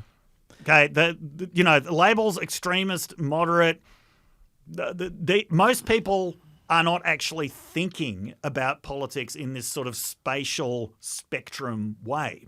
At least not the voters who really matter in elections. Can I also say that this is the tactics of 20 years ago. Yeah. Candidate quality doesn't matter anymore. People vote on national tickets. Don't split their tickets anymore. Yeah. People, when they vote for a House candidate... Unless Mark Robinson is on the ballot. Sure. On a House candidate that just reflects what the president's doing. Yeah. Like I've got some graphs later on about this. I think that a lot of commentators who work at the massive newspapers, they love this idea that critical moderate voters decide elections because that's them. right? That they're describing themselves. They think that they are the ones who need to be persuaded. Yeah. Like, they're not. It's the voters who are really fed up with the status quo. Obama got them. Trump got them. Mamdani's getting them. Now, Mamdani can never be a presidential candidate, but he has shown that a Democrat can win with the socialist label. And like, yes, it's New York, and New York is in many ways different from the rest of the country, but it's not so different that it's impossible to see this happening elsewhere. But also, do they really want to elevate Mamdani as their opposition when he is the most effective advocate for affordability in the country at the moment? And this is not Trump's strong point. Yeah, who's really up for the fight with Trump. I did read some, like, this hilarious comment from Bannon about, his acceptance speech was so nasty to Cuomo. Cuomo had refused to pronounce his name properly, even in his concession speech. Yeah. He wouldn't pronounce his name properly. So I think that's why Mamdani was saying, I wish Andrew Cuomo the best of luck in private life, and I'm never going to say his name again. Yeah.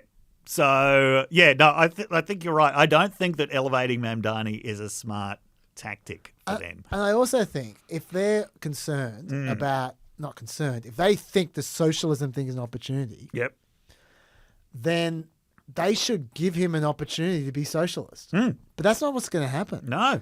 Like, all the big ticket socialist stuff, he ain't going to get through Albany, right? The stuff, like, we've already talked about this. Yeah. Like, he'll do some stuff, but he's not going to get the crazy Karl Marx stuff through, right? It's just not going to happen. They're not going to adopt a Louis Blanc quote as the state motto of New York. No. His staff are a bunch of ex-Obama types. Like he's clearly a pragmatic type person. Yeah. And what's the next year going to be? I'll tell you the next year. Trump has already practically announced the next year is going to be him trying to cut funding from New York and trying to move the troops in. The National Guard in. Yeah. That's the next year. So what that's going to do is it's going to distract from all the socialist stuff and it's going to focus on Mamdani defending New York against the interlopers who is this dickhead Trump who's just trying to pick a fight out of animus. That's not going to end well for Trump. We've seen what Mamdani's like. Like, off the cuff, they're playing to his strong point. And they're saying, won't it be wonderful when his weakness is exposed? They're not going to give it. They're not even going to give the opportunity for the weakness to be exposed. Like, I mean, if you're listening to this and you're into democratic socialism, which I think a lot of our listeners probably are, you'll disagree with me and you'll go, the democratic socialism stuff's a strength. But I'm saying, even for the Republicans, if you think it's a weakness, they're not going to let it show. It's a lose-lose for them. But anyway. If you're a Republican in Trump's party and you've got a choice between strategic patience and I can do a shit post, it's always going to be I can do a shit post. It is. Okay, so a couple more things. First of all, the South Asian vote was a sleeping giant in New York. There are not many elections where Asian voters become the focus, but they were a major focus for Mamdani. There are now as many Muslim voters in New York, most of them South Asian, as there are Jewish voters in New York. Interesting. There's been a very significant demographic shift. They are not usually the focus of mayoral elections or any other kinds of elections, but they were a powerful voting bloc. Cuomo originally did much better with African Americans than Mamdani did. This time around, that was flipped. Mamdani did better with African Americans than Cuomo did, and whereas the first time around, you could see like Mamdani won a lot of wealthier areas, didn't do so well in poorer areas. This time around, he actually did well in the poorest areas of New York. Like his campaign actually developed between the primary and the general election.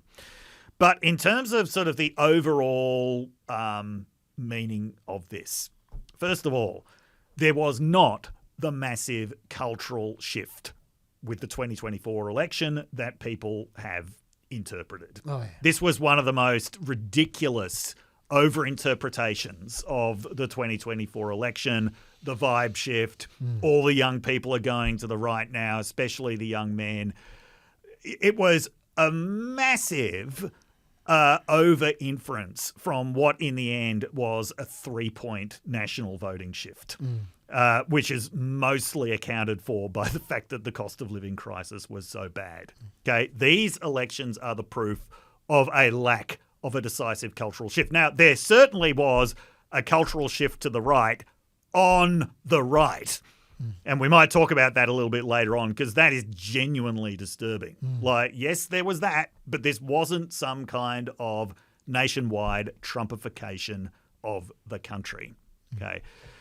The second thing that's really interesting about this is, okay, the American media has just loved spending the last 9 months talking about what a shambles the Democratic Party is and basically saying they're facing this choice. You know, they can go in two directions. Yeah. Basically the Mamdani direction or the Eric Adams direction. Well, now it's a spam burger direction. Well, you know what this election shows? Republicans are doing so badly at the moment that in the 2026 midterm elections, there's room for everyone. Yeah, it doesn't matter. It really doesn't. That's the takeaway. There's Everyone not did the one same. direction that you have to pick. Yeah. There's going to be room for the whole spectrum of the Democratic Party in the 2026 midterms. Yeah, and this is actually perfect because you had Mamdani on one side. Yeah. On the other side, you had Spamberger, who's like the opposite of Mamdani. Yes, Like, not only is she like a genuine moderate. Yes, yeah. But on top of that, she's just got zero charisma.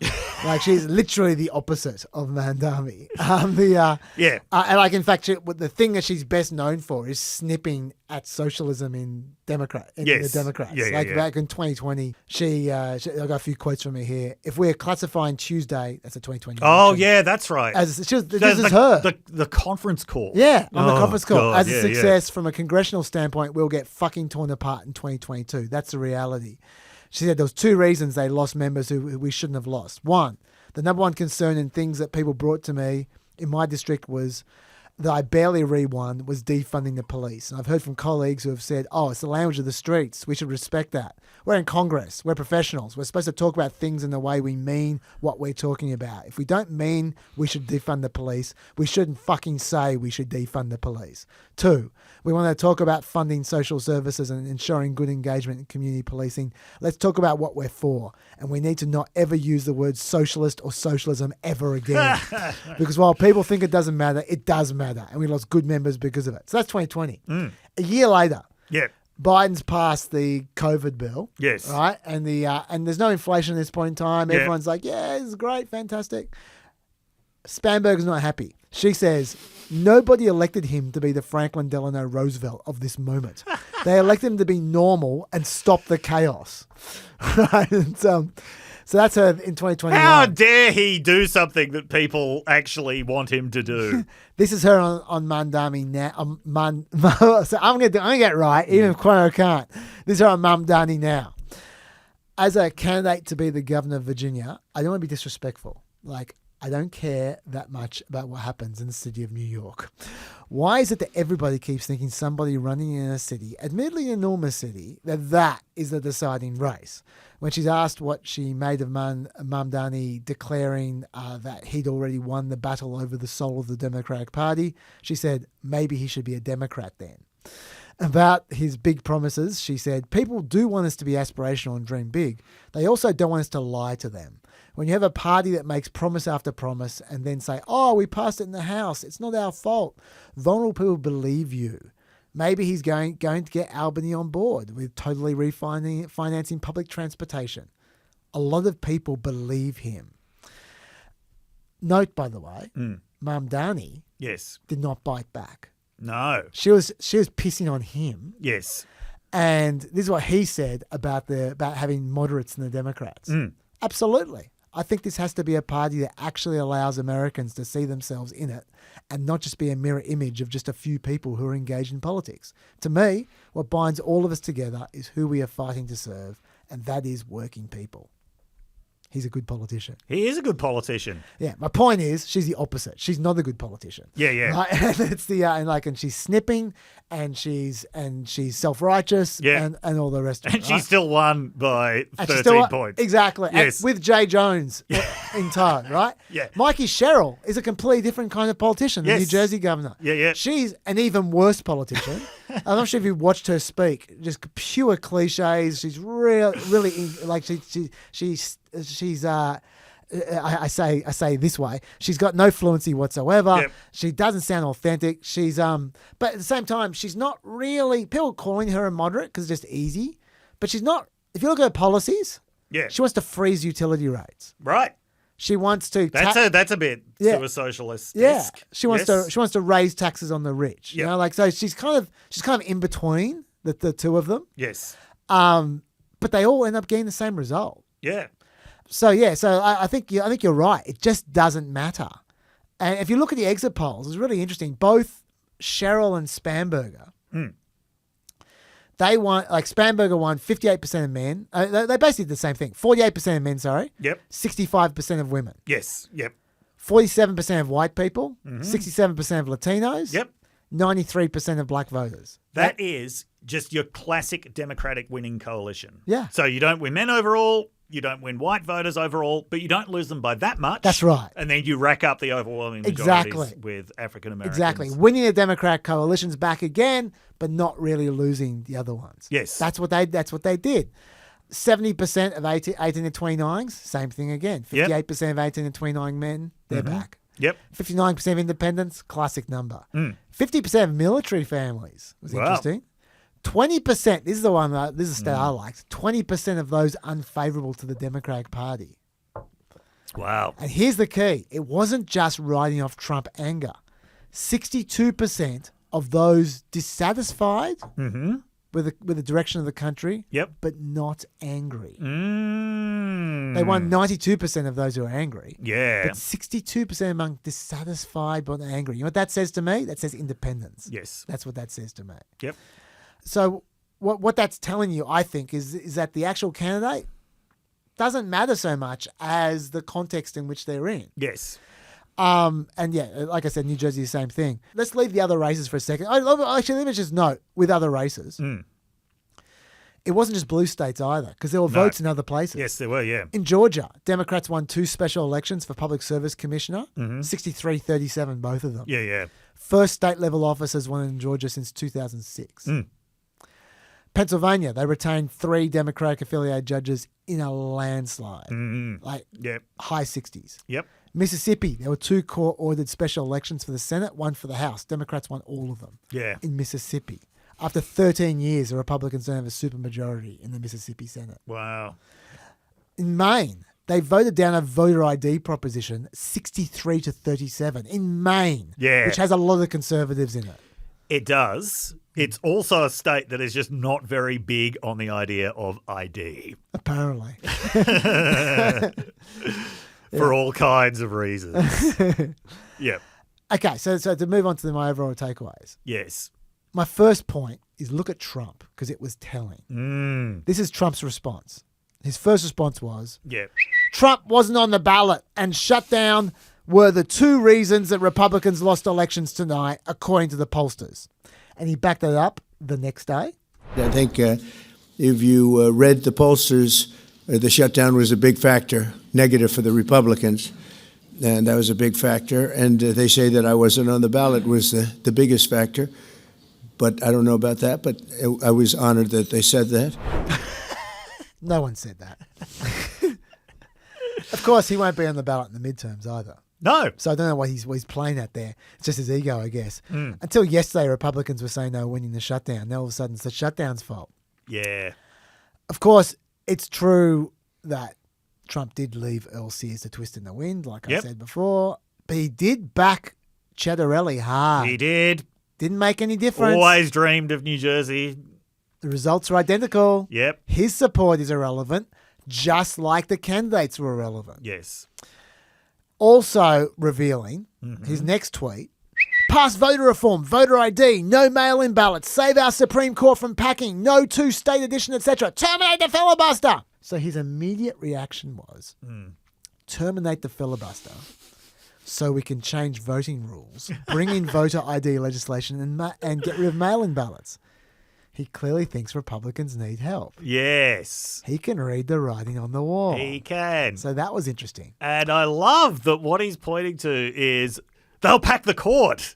Yeah. In other words, they'll do what he's done. Yes. Yes. Yeah. Well, look, he's talking about a different kind of packing the way. Sure. He filled vacancies. Yeah. He's talking about adding people. FDR style but still, packing. Yes. Okay, so what's going on here, I think, is what I alluded to before. Yep.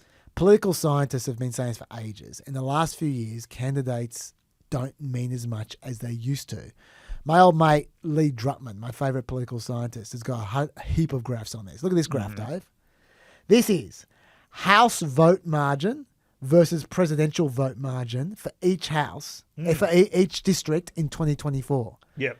It is right along the diagonal line. That is an almost perfect regression line. Yeah, almost no one has deviated. There's a couple, but astonishingly few have deviated. And it didn't used to be this way. This is how it's become. And if you want to watch how this has worked, have a look at the Senate over the last 30 years. Have a look at that. Look at 2000. For those who are listening, I've got graphs from 2000 through to 2024. In 2000, there's almost no relationship at all between the Senate result and the presidential result. By 2024, it's the same line. Yeah. They're just all along the line. There's very, very little deviation from the line. So it's just this last 24 years that it's become much less candidate quality based. That's how Sherrod Brown loses to Bernie Moreno. Yes. Right? It's the Senate results are becoming like the House results, almost entirely due to presidential results. Okay, so given that, let's have a look at some of the details about the economy. Yes. The same share of voters said that immigration was their top issue this year as in 2024. Yeah. It didn't change. No. They vote for Republicans about the same amount. That didn't change either. No. What changed was that in 2024, those who said they were favouring the economy first, that was their main issue, Yep. in Virginia and New Jersey, vote for Trump 80-20. Yes. This time round, they voted for the Democrats by 65-35. That is a 93-point turnaround, apparently. That's quite a turnaround. That is quite a turnaround. That's right. So, and the economy is always the top issue. Yeah. If you win the economy, you're going to win the election. Yes.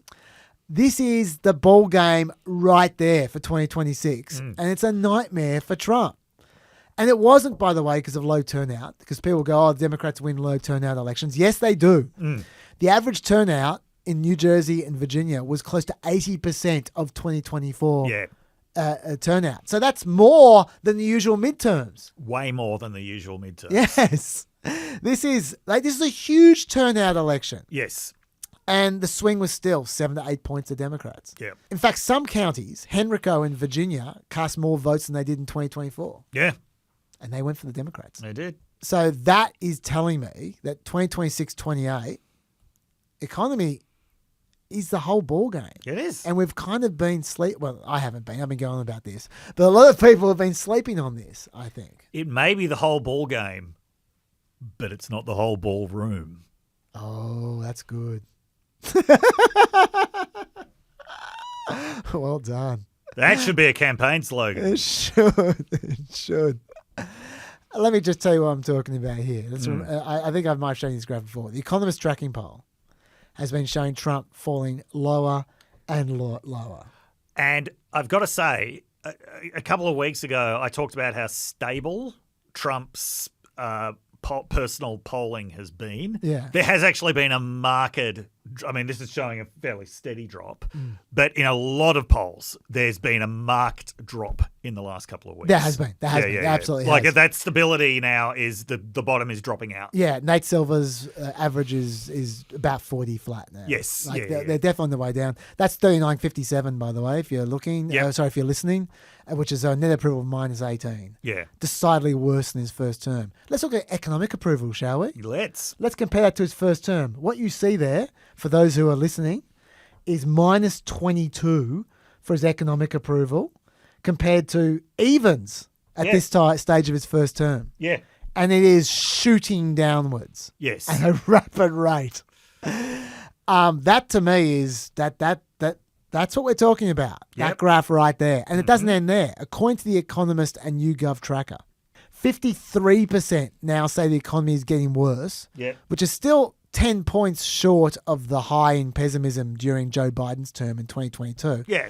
But it matches anything during 2023 and 2024. Yes. When Joe Biden was getting nailed for the economy. Yeah.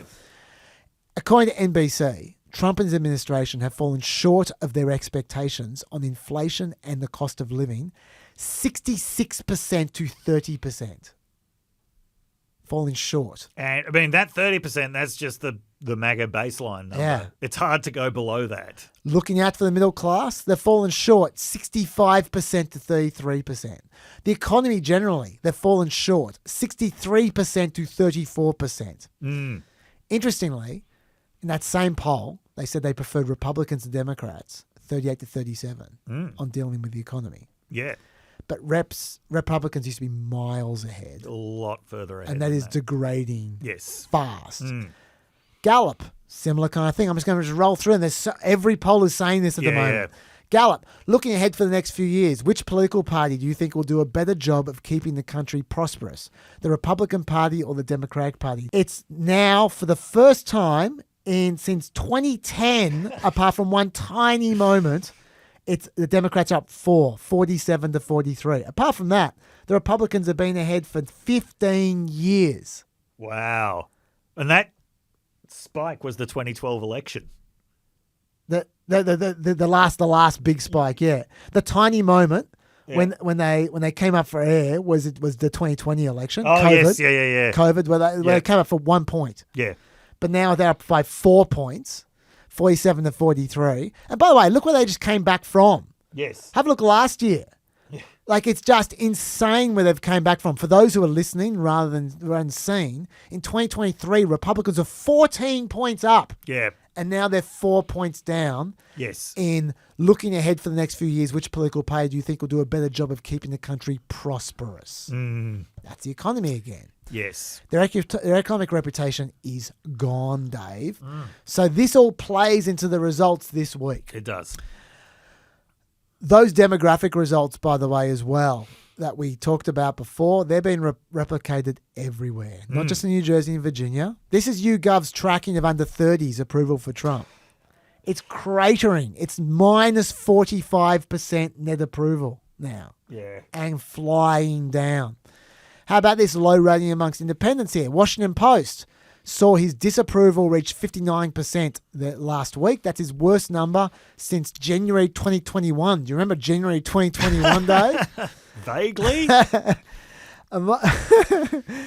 Independents. I think there was some sort of unscheduled tour of Congress going on. There might have been. Amongst independents, the Washington Post poll, approval 30% to 69%. To put this in perspective, Dave, I know I'm not reading a lot of polls here, but I just want to make my point. After last year's debate, Biden had 28% to 60% approval. Yeah. Trump's now, amongst independents, Trump's now 30% to 69%. Yeah. So he's got more disapproval than Biden. Yes. That is something. Yeah. And one more key stat.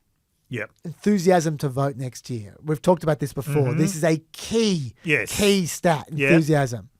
The NBC poll, this is one where Trump had approval, 43%, mind you, which is pretty high for him at the moment. That is, yeah. Generic ballot was 50 to 42 Democrats. Asked to rate their interest in the 2026 elections on a 10-point scale.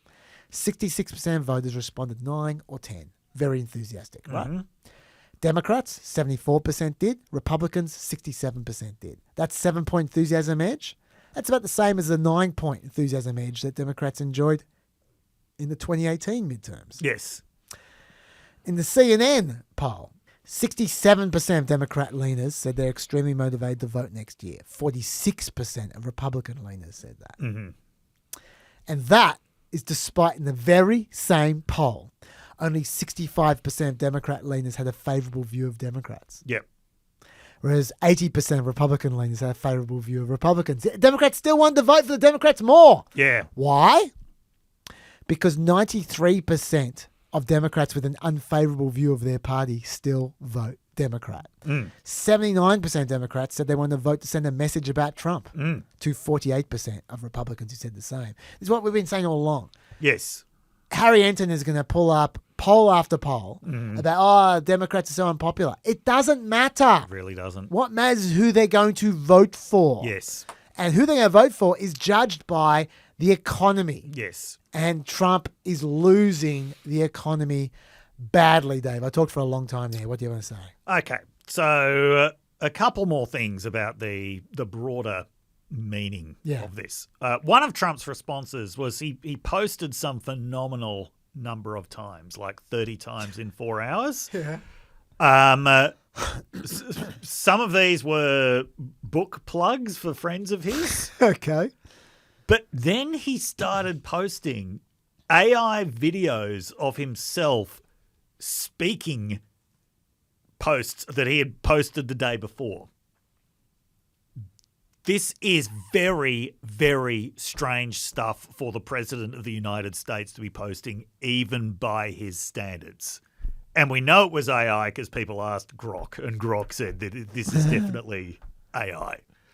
So, Trump is not handling this well. No. Okay. Now, certainly for Republicans, this is a bad result on many levels. And one of the reasons why it's a bad result is this. A few months ago, Republicans had Democrats exactly where they wanted them. Basically in a state of abject depression and terror. Yep. Right? Real, genuine fear. When Hakeem Jeffries was basically saying, look, there is nothing that we can do about anything, it reflected this state of complete demobilization, fear, depression. Okay, that is gone now. Yeah. And now things that would have looked the kind of ranting and raving that would have looked pretty terrifying a few months ago, like what is it that they're going to do? It just doesn't look so terrifying anymore to Democrats. This shows they still clearly believe in the power of the ballot box. All of the kind of nerves around, will there even be a 2026 midterms? Will there be 2028 elections? That's not the vibe that we're getting from these elections, right? So, yes, Democrats are very pissed off about authoritarianism, and they can see the damage that it is doing. And, there really have been people who have been terribly victimized by this administration. But the overwhelming mood is no longer one of fear and depression. This is a very bad situation for an administration that was drawing a lot of energy from the fear and depression that it was inspiring in its enemies. This is what it has been celebrating. This is what all of its memes have been about. This is what all of its posts have been about. We're doing what we want, and there's nothing that you can do to stop us. Now, it has looked very, very bleak a lot of the time, partly because of the kinds of institutions that have been rolling over, because of the media institutions that have been rolling over, because of the fact that if you look at this tariffs case that's in the Supreme Court, it's these tiny little businesses that are bringing it, while some of the biggest businesses in the world who are really getting hurt by tariffs, they're sitting it out. Yeah. Because they're afraid of what Trump might do to them, and because there are also carrots involved for them as well, being overtly pro-Trump. So they're giving Trump ridiculous gifts, like literal gifts, and that is depressing. But what people are realizing is we don't need the biggest media organizations. We don't need the biggest corporations. We don't even need Congress, and we don't need the Supreme Court. That's not where the resistance is coming from. The resistance is going to come at the ballot box. People still believe in that. Yeah. And as you know, the more that people actually believe in that, the harder it is going to be for them to mess with it. Yep. Okay. The stuff that Trump is talking about now, banning mailing voting, universal ID, that wouldn't, with those kinds of results, that's barely going to dent the election results. Yeah. So the significance of these elections goes beyond these results. Yeah. And it's interesting that this came about just 1 week after we're talking about the Trump third term. We weren't talking about the Trump No, we didn't talk about it. We're talking about Plan America because the press was talking about it. Yeah. And I said on Plan America, I'm feeling, hey, you guys should rewind that and have a look at that because I'm feeling pretty vindicated in hindsight. Yeah. What I was saying at the time is, look, I might not be able to convince you that legally he can't do it. Yeah. You guys might rightfully go, Supreme Court will just roll over. Yeah. I can understand why you think that. But at the end of the day, the guarantee that he's not going to do it is going to come from the polling, and in particular, the economic polling. Yeah. That's what I said a week ago. Yeah. And we're seeing how it works now. Yes. This is exactly what you're talking about. I bet no one's going to be talking about a third term for Trump now. No. Not this week, they're not going to be. Yeah. Because he's not going to want to run for a third term after what is in store for him. Yes. For looking like what's coming down the pike. You Yeah. know, it's like if he loses that midterms. Yes, yeah. In the House, at least. Yeah. He's got 2 years of investigations in front of him. Yep. He's got impeachments. He's got heartache. He's going to be getting old. Yes. While this is happening. Yeah. It's not going to be pretty for him. No. And so Dave. Yeah. There's another thing that's significant about Mamdani. You've got this young, completely fearless guy saying, "Hey, Trump, turn the volume up." He knows that Trump is threatening to defund New York and send in the troops. He doesn't care. Yeah. He's greeting it all with a smile. Yeah, this is not what Republicans want. They want what they had a few months ago when the overwhelming mood was just terror. I agree. You know, for off year election, this was pretty significant. Because I've talked a lot so far. I won't do my next topic. Why don't we go into Cheney? Okay. Yeah, that's you. So Dick Cheney died this week at the age of 84. Yep. There's been a lot of stuff, written about him. I wasn't a fan. I'm surprised, Dave. Yeah, I mean, I'm not gonna dance on his grave, but it is just remarkable that he lived long enough for a Democratic presidential candidate to be touting his valued endorsement. Yeah. Like, in retrospect, that just should have been the sign that she was going to lose. I don't think it helped her much. Yeah. There's no way she was going to win Michigan while touting Dick Cheney's endorsement. And yet, you have the Republican presidential candidate who's, supposedly everything he does is like a repudiation of the Bush-Cheney era. He's now running a foreign policy that Bush and Cheney in particular, would have loved. It's not just the foreign policy. His entire administration is about the unitary executive. It is. So this was one of Dick Cheney's biggest contributions to American political culture. Yeah. In terms of being someone in the highest levels of government who was really pushing unitary executive theory. This was someone who came into Congress in the 1970s and completely rejected the consensus that the lesson of Watergate was that you needed more oversight of the executive. He literally, as a congressman, said Congress has too much power. Yes. Yeah. Right. There's not saying he said because he was vice president. He's a true believer in this. Absolutely. Yeah. Yes. Yeah. So he was just absolutely from the beginning, he was rejecting the post-Watergate consensus. He was saying, no, it needs more power. I saw something amazing, Dave, which Yeah. I want to tell you about. For those who don't know, you probably read about this, that he was also Gerald Ford's chief of staff Yes. back in the 70s, Yeah. before he was a congressman. And so in 1980, when Reagan's chief of staff comes in, James Baker, Yes. he asked Cheney for some advice, right? And he took notes from Cheney's advice. And the top of the notes, the first few lines of Cheney's advice were the following. This is 1980. Yes. Restore power and auth to executive branch. Need strong leadership. Get rid of War Powers Act. Restore independent rights. Yeah. That's 1980. Yeah. He was just unbelievably committed to executive power. This is 1989, Yeah. okay, when he's still in Congress. Yeah.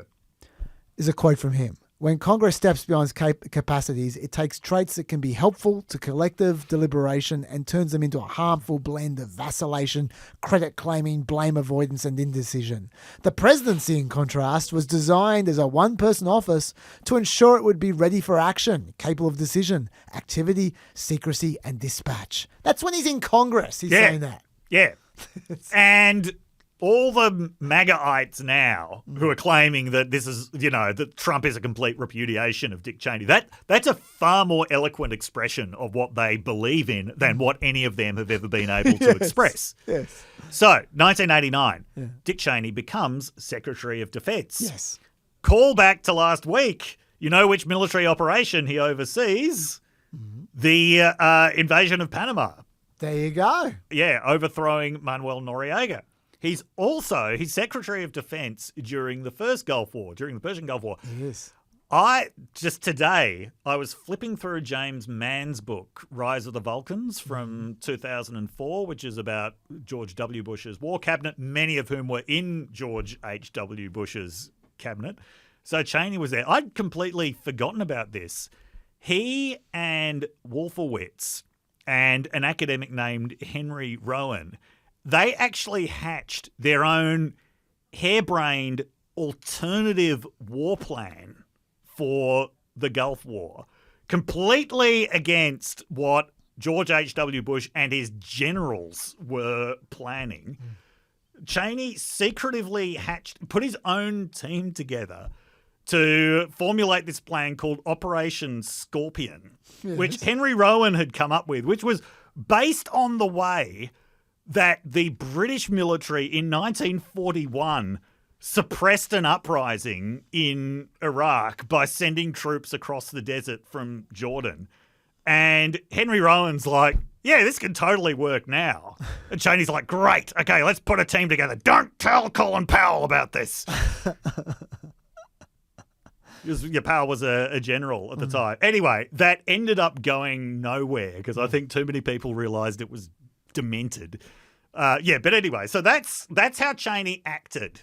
Like, even though he's all about unitary executive theory, he was also very big on the idea that if he was anywhere in the executive, he was going to be calling the shots. Well, that's also Trump-esque. Yes. That kind of plot. Yes. Yeah.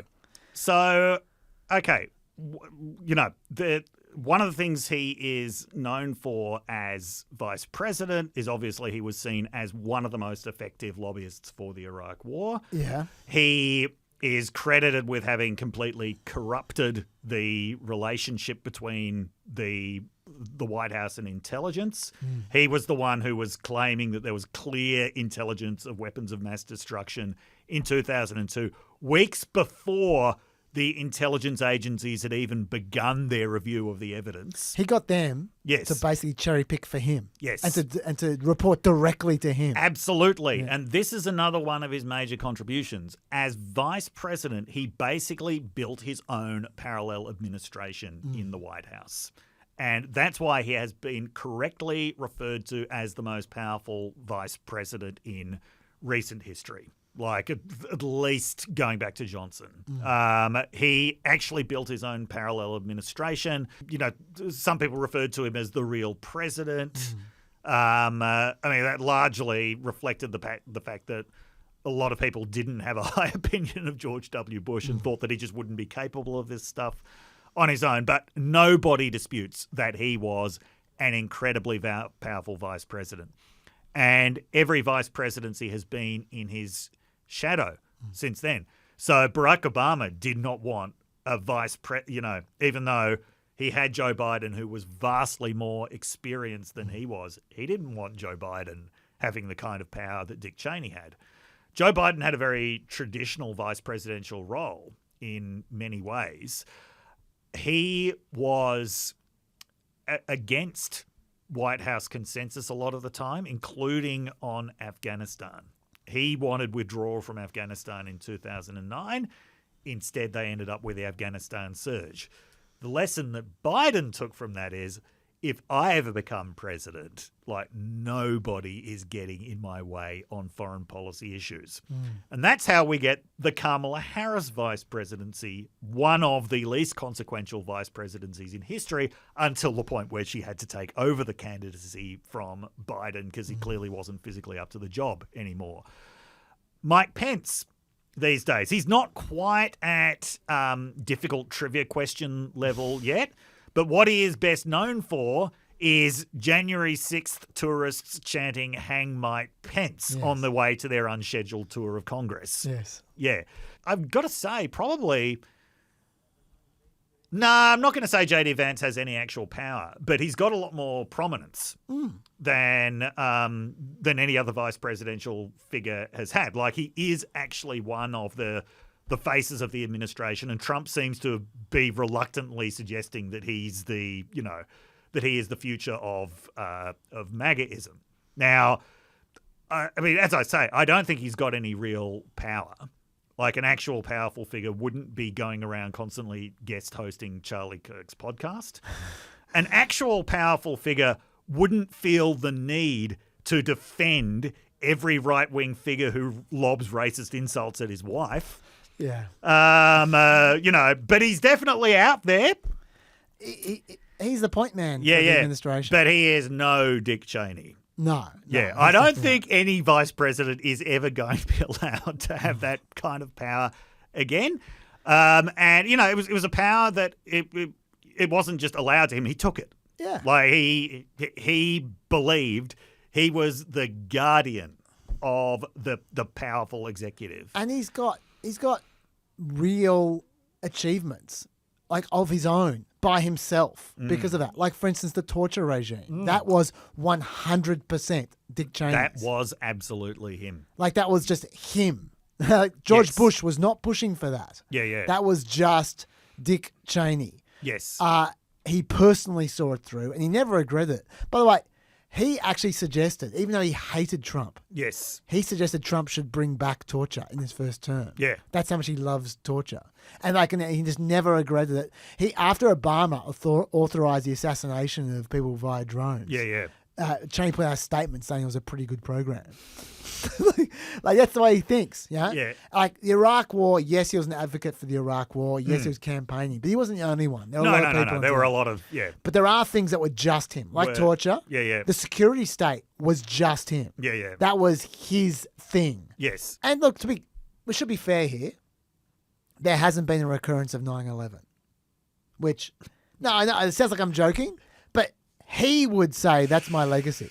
He would say, "Oh yeah, you sniveling little shits here, having a go at me." No, you don't know how dangerous it was. No evidence that torture ever produced any kind of useful counterterrorism. Do you think I agree with him? Yeah. I'm just saying that's what he would say. That is what he has said. Yeah, he would say that is my legacy. No 9/11. No second 9/11.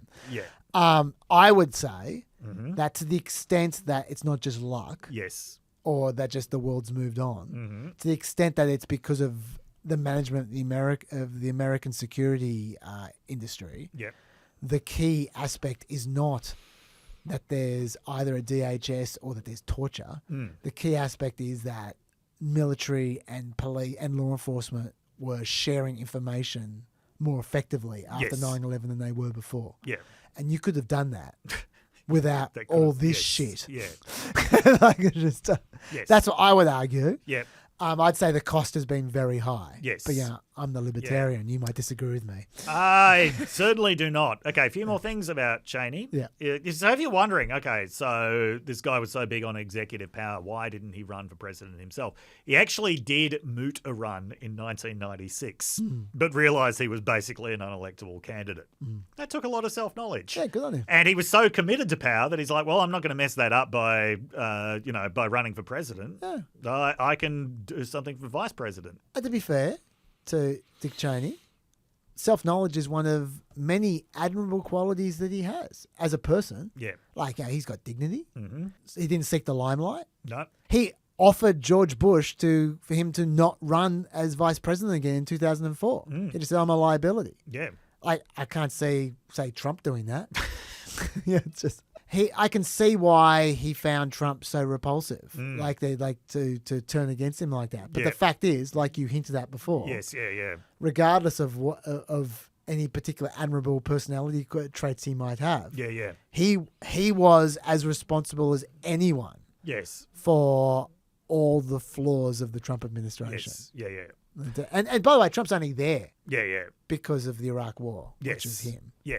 So yeah. Anyway, Trump didn't invent Cheney hate. He seems to like to think he did. The whole MAGA movement seems to think that it invented, calling Cheney a warmonger. I think the Democrats got there first. Yes. When I moved to Ann Arbor in 2004, there was a piece of graffiti stenciled onto a concrete planter box in downtown Ann Arbor that said, Cheney to the gallows. This is 2004. It was still there in 2015. I don't know if it's still there now, but yeah, the city council was not eager to get rid of this piece of graffiti. I've got a photo of it. Yeah, the Republicans were really late to the calling Cheney a warmonger party, but it was an absolute disgrace that Kamala Harris was touting his endorsement. No Democrat should ever be touting Dick Cheney's endorsement. One positive, I should say, I don't want to be macabre here, but one positive about his death is that health costs in America have probably just dropped by about 20%. Like the man has basically been a cyborg for the last 30 years because of his heart. Yeah. Like he had like 5 heart attacks and I think he had heart problems in his 30s. Yeah. It's just amazing. It's astonishing. The most astonishing thing about his story is that he got to the age of 84. Yeah. John actually pointed out on Planet America, I know you won't have watched it, that I forgot this completely. You know the guy shot in the face? Yes, Henry Witters was. He apologised to Cheney. Oh my God! John played it on the show. It was so funny. And he actually died not that long ago, at the age of 90. Finally, of his gunshot wounds, eventually bled out. Like he literally apologised to Cheney for being shot in the face by him, which is hilarious. Sorry, do you have more to say about Cheney? I've got a big one, but I've got a good one, but you can keep on going. I'm going to let you. Okay, this is a good one. This is a great one. I didn't even say this on Planet America. I've saved this for the PEP. Okay. It's a PEP exclusive. This is the most awesome sliding doors. Okay. You were talking about, shout out to last week. I've got a better shout out to last week. You weren't here when we talked about this. I talked about this to Bo. Yep. I talked about the last person who was actually rejected by the Senate. Right. Which was, there was a trivia question. It was 1989. And it was John Tower. And he was rejected by the Senate, as opposed to the Senate say we don't have enough votes, so they withdraw their name. Yep. He was actually rejected by the Senate in a vote. Yes. That's the last time it happened, 1989. John Tower was rejected by the Senate because he was an alcoholic. Those were the days. Yeah. When the defense secretary was rejected for being an alcoholic. But anyway. Amazing. Yeah. He was Bush's first choice to be Secretary of Defense. So when Tower was rejected, Bush chose Dick Cheney. Yes. Now what that means, this is complicated, but it all adds up. Yeah. First of all, it brought him into the Bush orbit. Yep. Which he wasn't in before. That's right. It also made him a star as the wartime Secretary of Defense during the First Gulf War. Yes. Which was a good time to be Secretary of Defense, the Yep. First Gulf War, right? And so that allowed him to be in George Bush's mind when it came to being Vice President. He wouldn't have been Vice President in 2000 No. if he wasn't the Secretary of Defense. in No, absolutely 1999. not. Okay. If he wasn't the Vice President in 2000, there's no Iraq War. Yeah. Right? Okay, so that's the first part, Yeah. but that's not the whole part. Mm. Also, Cheney at the time was the number 2 guy in the House. He was, yes. If he hadn't been made Secretary of Defense, he was the next Speaker of the House Wow. for Republicans. Forget Newt Gingrich. Yeah. Newt Gingrich might have thought he would have knifed him. Do you think he would have knifed Cheney? No. Newt Gingrich was not going to outmaneuver No. Cheney. No. Cheney would have knifed him and then he would have apologised. That's right. That was the way that it went. For those who don't know the significance of that, Newt Gingrich is as responsible as anyone. I would argue the most responsible Yes. for the partisanship of America today. Yeah. I would say he was single-handedly the person who elevated partisanship the most when he was around and set us on this spiral. Yes. Yeah, I agree. So you take him out. You replace him with Dick Cheney, a very different kind of customer Yes. to Newt Gingrich. Yeah. And you take away the Gulf War and take away the vice presidency of Dick Cheney.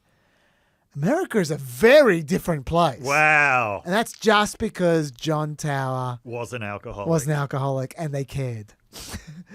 That is amazing. Yeah. Isn't that awesome? Yeah. So the world would have been, probably a much better place. Let's hope that that's the most consequential thing that ever happens as the result of a Secretary of Defence's alcoholism. Well, Let's just hope. I think we've learnt the lesson. That, just let the Secretary of Defense be an alcoholic. So maybe these are happy days, Dave. Okay, Dave, we've got about 17 minutes before you need to get out of here, which looks to me like a Nigeria-sized hole for you to fill. Yes, let's talk about Nigeria. So Trump did quite an unexpected Yes. Truth Social post this week, I've got it there. apparently threatening military action against Nigeria. If the Nigerian government continues to allow the killing of Christians, the USA will immediately stop all aid and assistance to Nigeria and may very well go into that now disgraced country, guns a-blazing, to completely wipe out the Islamic terrorists who are committing these horrible atrocities. I am hereby instructing our Department of War to prepare for possible action. If we attack, it will be fast, vicious, and sweet, just like the terrorist thugs attack our cherished Christians. Warning! The Nigerian government better move fast! And in reply, Pete Hegseth tweeted, "Yes, sir. The killing of innocent Christians in Nigeria and anywhere must end immediately. The Department of War is preparing for action. Either the Nigerian government protects Christians or we will kill the Islamic terrorists who are committing these horrible atrocities." He tweeted that. Pick up the phone, dude. What's wrong with you? What's going on? Okay, so once again, this is our president whose presidency is supposedly a repudiation of all of this neocon interventionist stuff. Yes. Okay, now it's extremely unlikely that any of this will happen, but let me give you some deep background to this. Please. Okay, so for a very long time, evangelical Christian groups in particular in the United States have complained that Christians are the world's most persecuted religious group and that the United States government does nothing about it.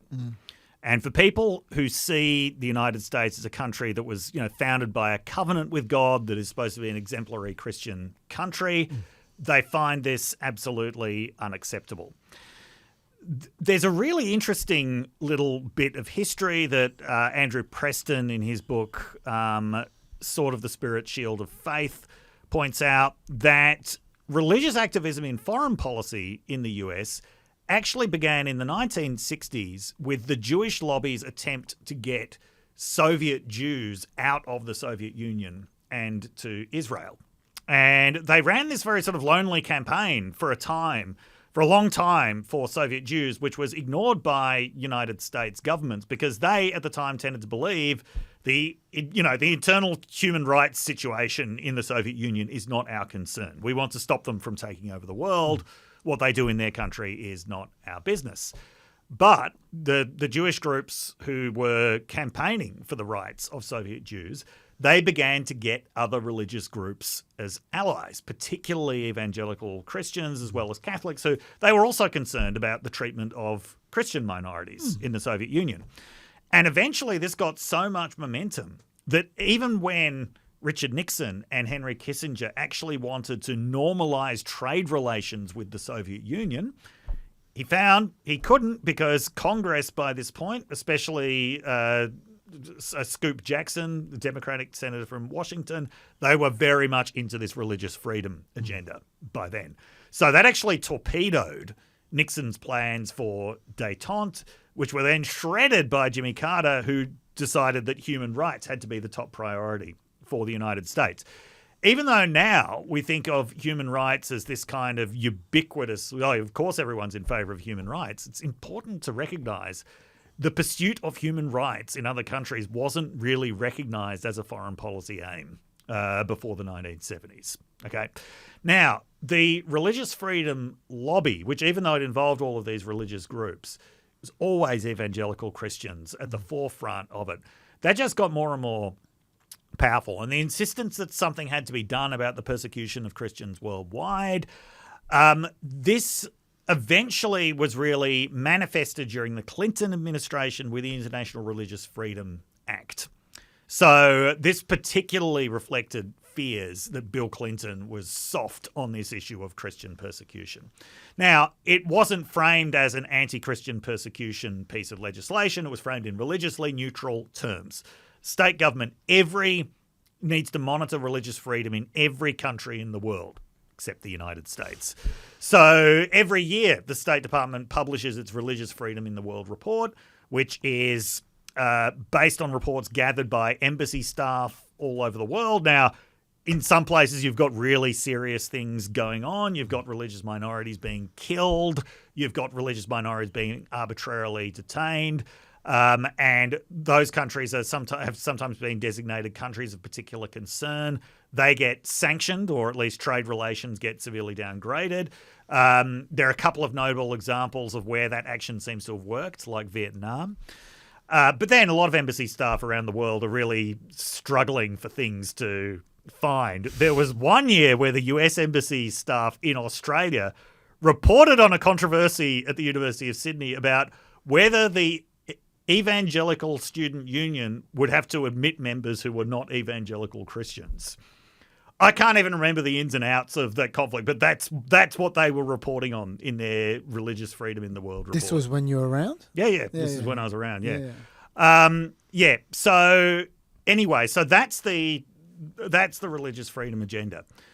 As I say, there's this long-term discourse. Christians are the most persecuted religious group in the world. Now, this is where things begin to get a bit tricky. One of the things is there's actually not very good, reliable data on persecution of religious groups because, the way that a lot of it happens is the governments that are doing it aren't keeping data. As I say, religious persecutors probably aren't good bookkeepers. That they're making available. There's also often a lot of disagreement about what counts as religious persecution and what doesn't. So, for example, if a Catholic priest is killed by a drug cartel in Colombia because they don't like the fact that this Catholic priest is trying to protect villagers from the drug trade. Is that religious persecution or not? Okay. Yeah, sure. So there's a lot of creative accounting going on. Let's just say that. And in the 2000s, there was this shocking figure, 10 million Christians have been killed in the last decade. This is how bad the persecution of Christians is. Basically, the way that they got that was by taking all of the victims of the Rwandan genocide and the Congolese civil war and reasoning, basically all these people were Christians, therefore persecution of Christians. Sure. Right, as you can see, where most of these people would not have been killed on religious grounds. Now, in the absence of really reliable data, Henry Grimm and Roger Finke actually compiled probably the best data that's available, where they're looking country by country, actually using the State Department's data saying, okay, are there credible reports of religious persecution going on? Their finding was that the kind of regimes that persecute religious groups, they persecute everyone. So, for the most part, right? Yeah. So Christians, in their account, they are, by a small margin, the most persecuted group, but that's because they're in the most countries. Yeah. But in terms of sort of proportionally, Christians and Muslims get persecuted about the same. Okay, this brings us to Nigeria. Yes, there are Christians being killed in Nigeria. There are also Muslims being killed in Nigeria, sometimes by the same groups. Boko Haram kills Christians. They also kill Muslims that they see as insufficiently Muslim, which in their eyes is most Muslims. Right. There is also a lot of conflict that goes on, not because of religion, but between groups who, Christianity and Islam as part of their marker as groups. So conflicts over land between pastoral herders and farmers, where sorry if I get this reversed, where I believe it's like the pastoral herders are largely Muslims and the farmers are largely Christians. Like, yeah, there's conflict going on there. There's killing going on there. That is conflict over land. It's not, they're not being killed as an act of religious persecution. The problem is, though, that genuinely very well-meaning Christians in the United States who hate seeing Christians being killed in other countries and, who have links with churches in places like Nigeria and who, they hear these horrific stories about the suffering of Christians. They do tend to see everything through a persecution lens, and they have these narratives of, we are the world's most persecuted religious group, and this killing of Christians is absolutely out of control in Nigeria, and it's being allowed to happen because they're Christians. That every other group in the world gets protected except us. And clearly there are people in Trump's orbit who are really pushing this narrative onto him. And so if you're wondering where did these posts come from, that's the history.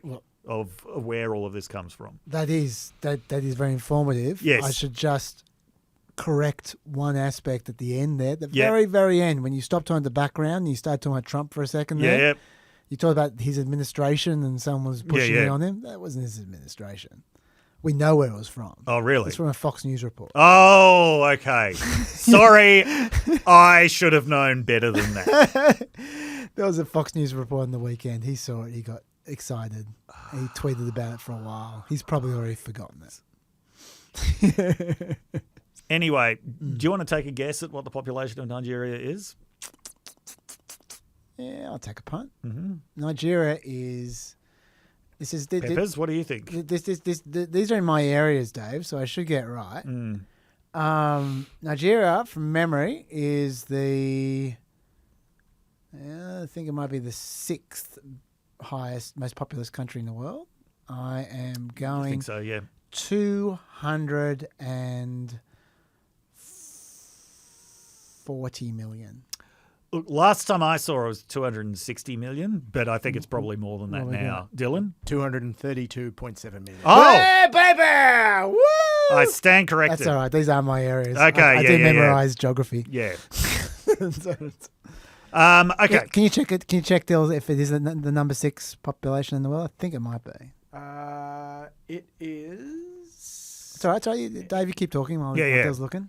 So it's a massive country it's a big country. Population terms. Obviously, it carries a lot of weight in West Africa. And understandably, the Nigerian government isn't very happy about these posts. Yes. Right. Six. Yeah, correct. Cool. Thank you. Thanks. Yes. Yes, there is lethal violence going on in Nigeria. It's not because the government wants it to be happening. No, I imagine it's not. No. Well, if they want to stop it, they should keep better records. Yes. And the other thing is, a lot of this killing is very geographically confined. Yeah. Okay? This is happening in specific parts of the country. There are plenty of places in Nigeria where Christians and other religious groups have very little to worry about when they go about their day-to-day lives. So yes, it's taking this Nigerian problem and putting it in terms of, if they won't do anything about the killing of Christians, we're sending the troops in. Now, I think that the Nigerian government gave a very diplomatic answer along the lines of, well, you know, we always welcome help when it comes to counterterrorism efforts. We're big fans of tourism in our country. But yeah, this is not what they are describing is not the reality in Nigeria. Yeah. Interestingly, because people are already talking about the kind of weapons that would be involved. And of course, like everything in the Trump administration, they say troops, what they're actually talking about is airstrikes. I promise you, he's already forgotten. Don't worry. Yeah.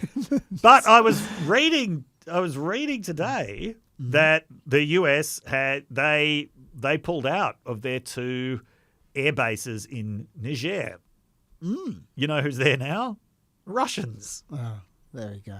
Yeah. That works out well. So they haven't, obviously Trump wasn't planning for this because, as you say, he just saw a report about it on Fox News and started firing off posts about it. But yeah, so there's no point in me saying this wasn't very well planned. No.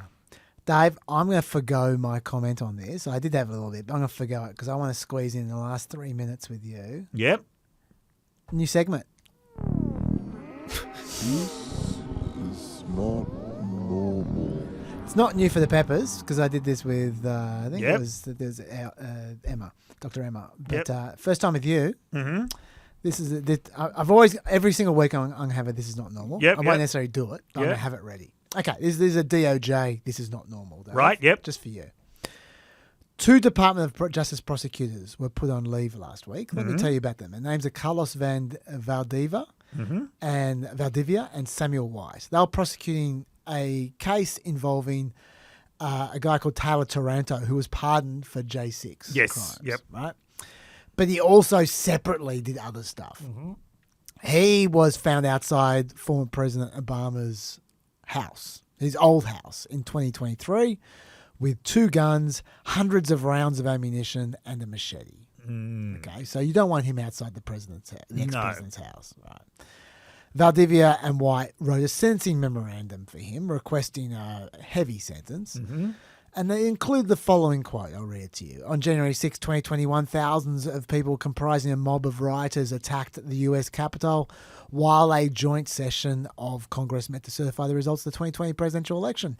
Taranto was accused of participating in the riot in Washington, D.C. by entering the US Capitol building. After the riot, Taranto returned to his home in the state of Washington where he promoted conspiracy theories about the events of January 6, 2021. Soon after they released that sentencing memorandum, they were put on furlough because of the shutdown, ran out of funds. Fair enough. But they were also told they would be placed on administrative leave when the shutdown ends, and they were locked out of their offices, and now they're done. Why? The federal prosecutors then filed a new sentencing memorandum after that happened with the same sentence requested. Yes. But without any mention of the January 6th attack. You can't say January 6th involved a mob of rioters, Dave. If you do, you'll get sacked, even though that's the reason you're requesting a heavy sentence. This is not normal. But Dave, it gets worse. Like I said, this fellow was stalking Obama. Allegedly, he was saying, gotta get the shot. Stop at nothing to get the shot. This is where other people come to get the shot. And I don't think he's talking about cameras. I mentioned the January 6th bit was excised from the sentencing memorandum, but it's not the only thing that was excised. There was one more bit that was excised. I'm going to read the original memorandum, and I'll tell you as I go which bits got cut out, okay? The next day, on June 29, 23, this next bit gets cut out. Then former President Donald Trump published on a social media platform the purported address of former President Barack Obama.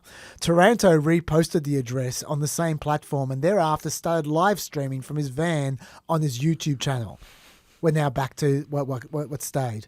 Taranto broadcast footage of himself as he drove through Colorama neighborhood in Washington, D.C., claiming he was searching for tunnels he believed would provide him access to the private residence of certain high-profile individuals, including former President Obama. He parked his van, walked away from it, and approached a restricted area protected by the United States Secret Service. He walked through nearby woods and stated, "Got to get the shot. Stop at nothing to get the shot," etc. Okay, so they cut out the bit where this crazy guy who wanted to kill Obama got his address from Donald Trump's tweet. That's the bit they cut out. Not only is it very much not normal, Dave, for the president to dox a former president on his social media posting, but also for DOJ to try to cover up the president's tracks in their memorandum. But why wouldn't they do that? You see, Dave, at exactly the same time as this was happening, DOJ was arresting a number of people for doxing ICE officers. Those people who got prosecuted for listing the addresses of ICE officers online got 5 years jail. The president doesn't even get mentioned in a memo. Dave? This is not normal. What do you reckon, Dave? Yeah, it's all a bit fucked. Do you like this segment? I like this segment. I mean, I like it as a segment. Yeah, sure. All right. Anyway, thank you for sharing that with me. I am going to be back after the White Flash, folks, with Dylan for the Chaz Unleashed with Dylan. Dan hasn't had a chance to do a sting on that. Sorry, he did offer. I forgot to ask him for it. But Dave, thank you so much. Thank you. We will see you next week. I will actually see you tomorrow. Yeah, that's right. Yes. I'll call you to discuss it. Not that we haven't been planning it for the last 6 months, but just to fine-tune our planning, Dave. Fine-tune. Yeah, after I do the Chaz Unleashed, I'll call you. All right, stay peppy. Stay peppy. Welcome to the other side of the White Flash. This is Chaz Unleashed with Dylan. G'day. I have to say it's an absolute honour to be here, Chaz. We've worked together a long time. We have. And I'd like to think I know a lot about American politics. I'm the social media producer on Planet America and I've worked on Media Watch, but I'm probably the dumbest person to ever sit in this chair opposite you. So apologies to all the listeners if I ask a lot of questions along the lines of, who's that? Or what? Admittedly, they usually have PhDs, people who sit in that chair. That is the chair of the D. Now it's the chair of the Dylan. Thank you very much. For those who whose ears pricked up when Dylan said he's been working with me for a long time, Dylan was the editor, well, one of the editors for The Chase Is War and Everything. Indeed, and astute viewers will know I dressed up as a hobbit a couple of times and a leprechaun. I can do it all, Chaz. He's been here for the long haul. God bless you, Dylan. Thank you, Chaz. Okay, let's start with early on in this pod, I was talking about how there was all kinds of corruption that the Trump administration should be focusing on that they're not, and that was driving me crazy because they were doing Arctic frost instead. And I said, look, I was gonna go on a little update of Trump corruption to give you an example, but let's move on. Well, let's move back because I'd like to use this Trump corruption update. I think it's a nice one. So I'm going to give you an example of what I'm talking about stuff that the Senate should be looking into instead of Arctic frost. Do you remember? Now, you may not remember this unless you're a long-term pepper. I don't think you are, Dill, so just pretend. I dip in and out. A few months back, I talked about skin substitutes. Okay. Actually, I think I remember. You think I heard that one? Yeah. Okay. Right, yeah. So there's a kind of bandage that effectively acts as a skin. It's sort of a new technology. It's been around for a few years. And it's a legit industry. It's not dodgy. I do remember this, yes. It's like burns and stuff like that. The products that are proven to work are actually quite cheap, relatively speaking. They cost about $75 per square inch. Another product is $195 per square inch. Not cheap, but it's not. You don't have to sell your house over it. But then there are other companies who offer skin substitutes that are not proven to work at all and cost way more. There's one in particular called Extremity Care, and that charges $11,000 per square inch. Bit more. Bit more. But you have to pay that. Medicare pays that. They charge Medicare for the use of their product. Yeah. And then Medicare allows you to have it, right? That's how it works. So the result is Medicare pays $10 billion a year on products like this. And I'm guessing they're paying more for extremity care than they're paying for the $75 per square inch, right? And this product may not even work because it hasn't been proven. Right. So under Biden, they wrote a new rule limiting Medicare purchases to only products that had proven effective. Sounds reasonable. Sounds completely fair. The rule hadn't taken effect yet when Trump took over. So Extremity Care, coincidentally, undoubtedly, donated $5 million to Trump's super PAC of MAGA Inc. And I won't believe what happened next. 6 days later, Trump coincidentally criticized this extremely minor, highly technical Medicare rule on social media. I wonder how he found out What about a it. surprise. Yes. And then the Trump administration froze the rule. Once again, you'd What be a shocked. surprise. Yep. And they implemented a different rule, which allowed any skin substitute to be paid for by Medicare. But, to be fair, it wasn't quite as bad as the status quo before any rules, because they did limit payments to only $806 per square inch, which is a lot less than $11,000 per square inch, but Bit more than 75. exactly, it allows some graft over the top, so to speak. Some grift, I guess, grift for the graft. But, so that limits the grift a bit. Is that our podcast title this episode? The Grift for the Graft? Could be. Could be. See how desperate I am in about 4 hours' time. So anyway, so Extremity Care seemed pretty pleased with this result. Yep. You can tell they were pleased because then they donated $2.5 million to the Ballroom Fund. But here's the key, secretly. I still don't know how people found out they did it, but it was anonymous.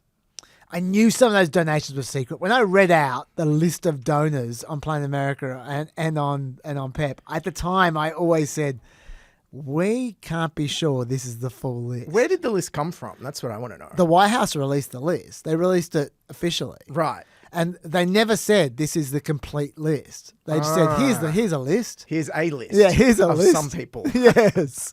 I always thought, I bet you there's more that they're not telling us about. And there were.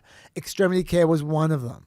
And so those donations, like Extremity Care, like the other ones we don't know about, they're the ones we really want to know about. There's a reason they're anonymous, right? That is the list that the Senate should be investigating right now. If they were doing their job, that's what they'd be doing. They'd be saying, we're not going to fund X unless you give us the full list. That's what they should be doing. Not this Arctic frost bullshit. But no, they let slide. Blatant bribery, all good it seems. Infuriating stuff deal. But on the same topic. Yes. The Trump administration also this week, I love combining these two things, like I did with This Is Normal. Combine two different stories and go, it's all part of the You same. mean there's more corruption, Shaz? There's more corruption. Yeah, wow. Believe it or not, that was not the entirety of corruption in the Trump administration. This week, the Trump administration also formally approved Microsoft to ship off their advanced NVIDIA chips to the UAE. These were the chips that security agencies didn't want the UAE to have, but the administration has letting them have those chips directly after the UAE dropped $2 billion on Trump's crypto firm. And for those keeping count, that $2 billion transaction that was dumped on Trump's crypto firm is the same $2 billion transaction engineered by Binance, whose owner just got a pardon from Trump as well. Right, of course. When Trump was asked about that this week on 60 Minutes, he said he didn't even know the guy who he pardoned. Sure.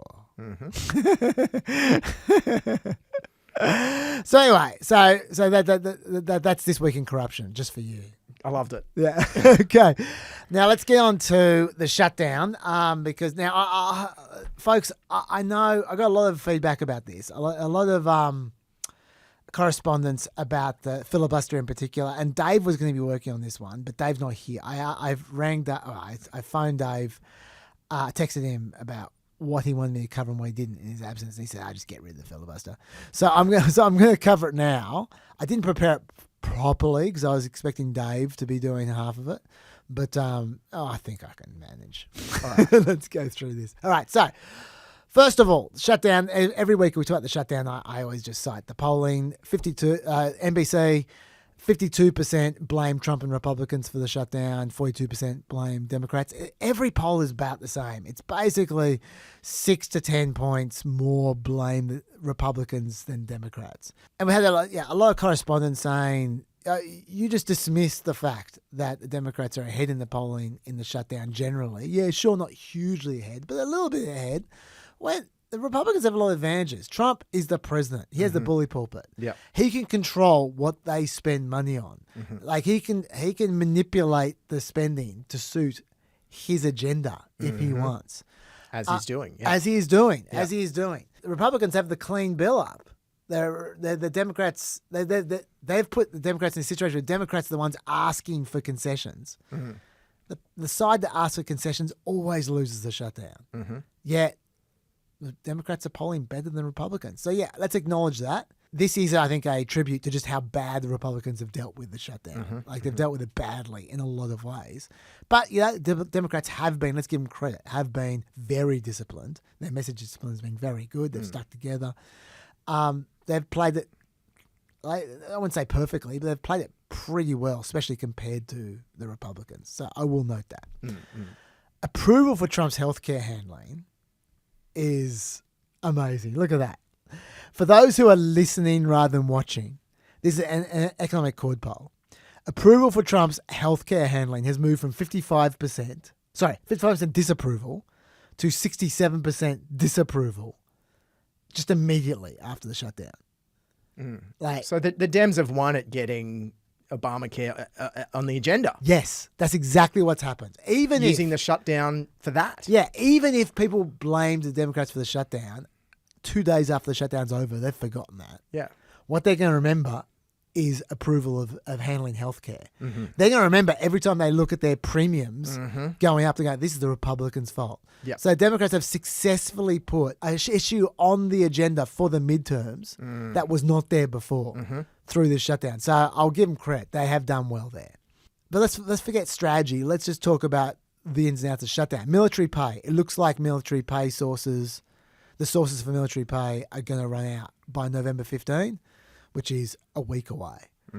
And then they run out of military pay as well. They might find another one. Is it generally good if the military's not getting paid? I seem to remember that not going well in other countries at times. I seem to remember, back in ancient Rome, when the militaries weren't paid, not good things resulted. Not good things happened. Exactly, yes. I seem to remember.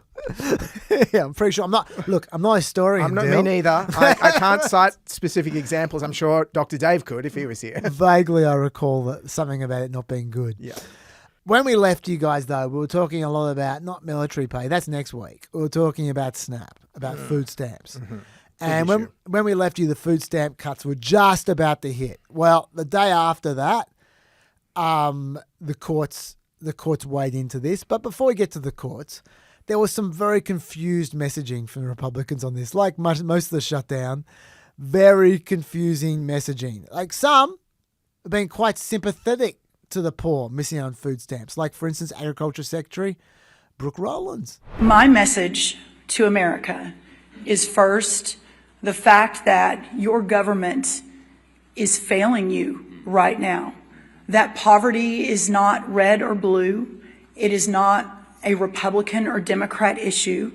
It doesn't matter who you voted for or even if you voted. That if you are in a position where you can't feed your family and you're relying on that $187 a month for an average family in the SNAP program, that we have failed you. That's heartfelt, compassionate, very reasonable. So you're about to say something, Dill? She's saying we, the Republicans, through all the policies of the last 30 years? Because that's the impression I was getting. It's interesting you pick up on that way. You're not the only one who picked up on that way, because while she was worried about compassion, others were more focused on the politics a little bit more, like Mike Johnson. And it's clarifying. When she says we have failed you, she means we, the Democrats, okay? That's the only time Mike Johnson to clarify that has declared himself as the Democrats. So speak for yourself, Mike.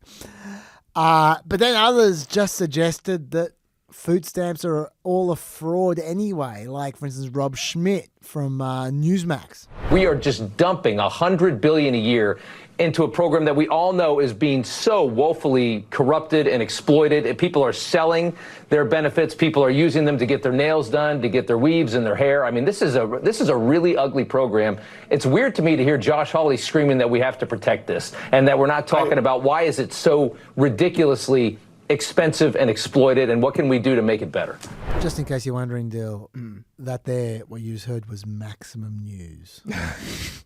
There's no room for opinion on this. Yes, on this network. It's just pure facts. 100% news. Have the Americans considered one way to lower SNAP is to raise wages, perhaps? Is this? I'm not sure Rob Schmidt has considered that. I believe that he thinks that wages, people they're just scam wages for weaves, hair weaves anyway. Now that's Rob Schmidt, but you might think he's not so compassionate, but it gets worse. Then you got House Rep Clay Higgins came out with this bon mot.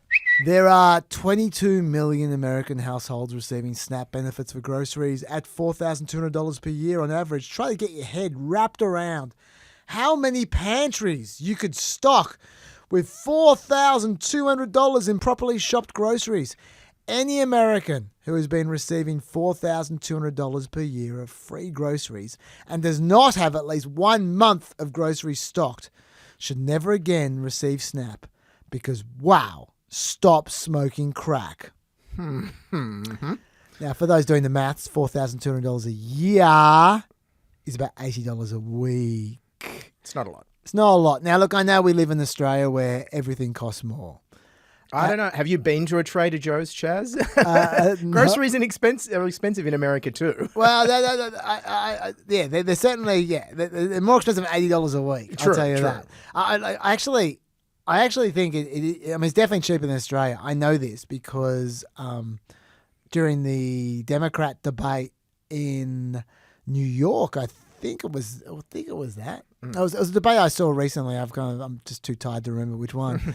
I saw Republicans talking about, or politicians talking about they were asked their weekly shopping budget, and they clearly seem to have a fairly good idea. And they were all saying, $150, $200. And I was like, every time I go to Coles, it's that, and I go several times a week, and I'm just buying my stuff. Yes. And so it definitely costs less in America. But having said that, $80 a week is still not much. Trump's own USDA says it costs about $250 a week to feed a family of four. So that's less than Australia. Makes sense. That's more than $80. Yes, but definitely more than $80. Exactly. As an aside, the New York Times published the districts with the highest percentage of the district using food stamps.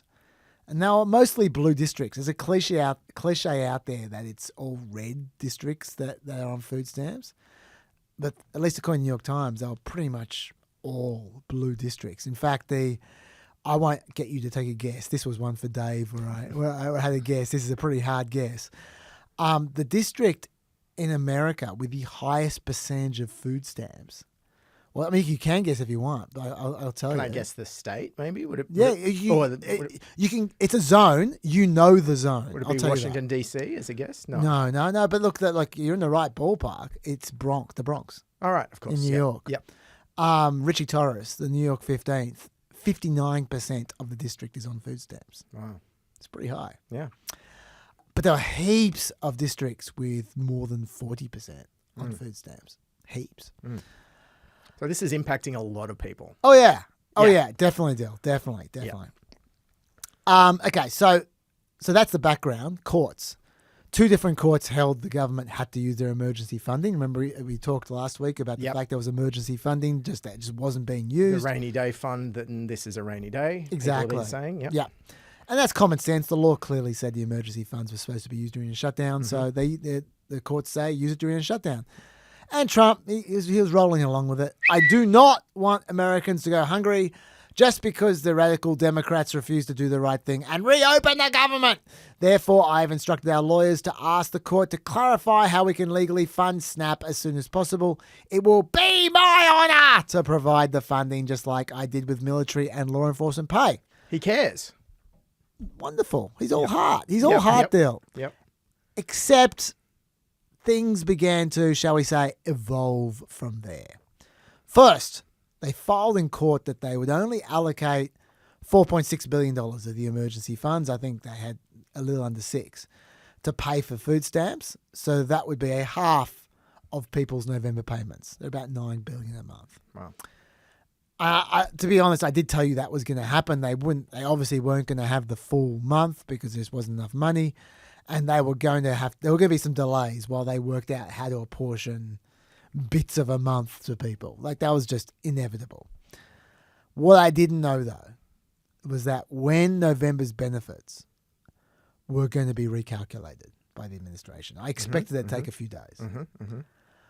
I did not know that they were going to petition to the court and say it was going to take some states anywhere from a few weeks up to several months to recalculate the reduced payments. Right. That doesn't help people who need food in November. No, it doesn't. It doesn't. And it really puts to question the quality of their mathematics.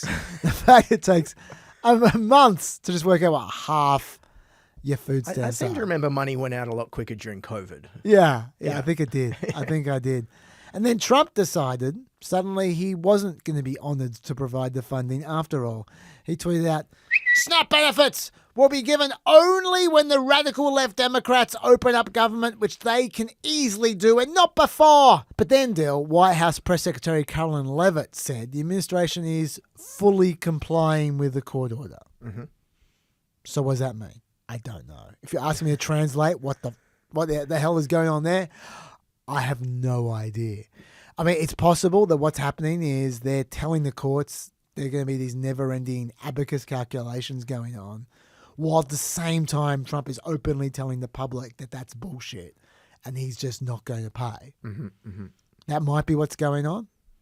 Maybe they just keep changing their mind. Maybe no one knows what's happening. Maybe it's just too much confusion. But that's where we're at. Sounds like when a concert gets cancelled and the ticket seller holds on to the money for a while and hopes you forget about it. Yeah, there's a bit of that. It's a bit of Fire Festival about this, I feel. Yes, absolutely. What money? I can't remember. What? Huh? Sadly, it will not be a fired festival. Very good, very good. But one thing I'm pretty sure about is the SNAP people won't be getting their money anytime soon. I'm pretty sure about that. And again, is this people not eating? Is this good for society as a whole? Does this lead to good outcomes? Look, I'm not a historian, Bill, but I still remember something around the French Revolution that this did not work out well. Yes, I believe you're correct. I also, another page of my history book, I still remember it being labelled the Russian Revolution. That also did not work out well. But anyway. Yes. So if like you said earlier in the podcast, the shutdown's over by Thanksgiving, SNAP benefits come back or no? Or they should. They should. I'm not sure the November one's going to get paid in a hurry. Right. But but when we're talking about Thanksgiving, that's the last week of November. I suspect December, bang, they're back in. And then maybe there might be a back payment of November sometime in the future. Okay. In a few years. When it's calculated. That's right. But yeah, no. As soon as they come back online, the next month after that, they're fine. Okay, good to know. Yeah, it's a real kind of penny wise, pound foolish a bit, Trump with SNAP, because I don't think this is helping his approval at all. We've talked quite a lot about this approval, and it just goes to his weird messaging during his shutdown. It just hasn't been good. Like, for instance, this is strange. Just out of nowhere, I don't know if he saw a Fox News report about this. I don't know what inspired him, but he just tweeted out of nowhere. As I have said for years, Obamacare is a disaster. Rates are going through the roof for really bad health care. Do something, Democrats. He's on their side of the shutdown? Is that what's happened? I don't understand. Huh? Also, I think it's terrible messaging. I understand the strategy behind it, but Mike Johnson has just openly said he will never open the House again until the Senate Democrats give in. That's a very interesting bit of messaging. Let's just hear what you have to say. I mean, I'm verbally a bit here. What circumstances has you bring the House back? What are you looking for before you do that?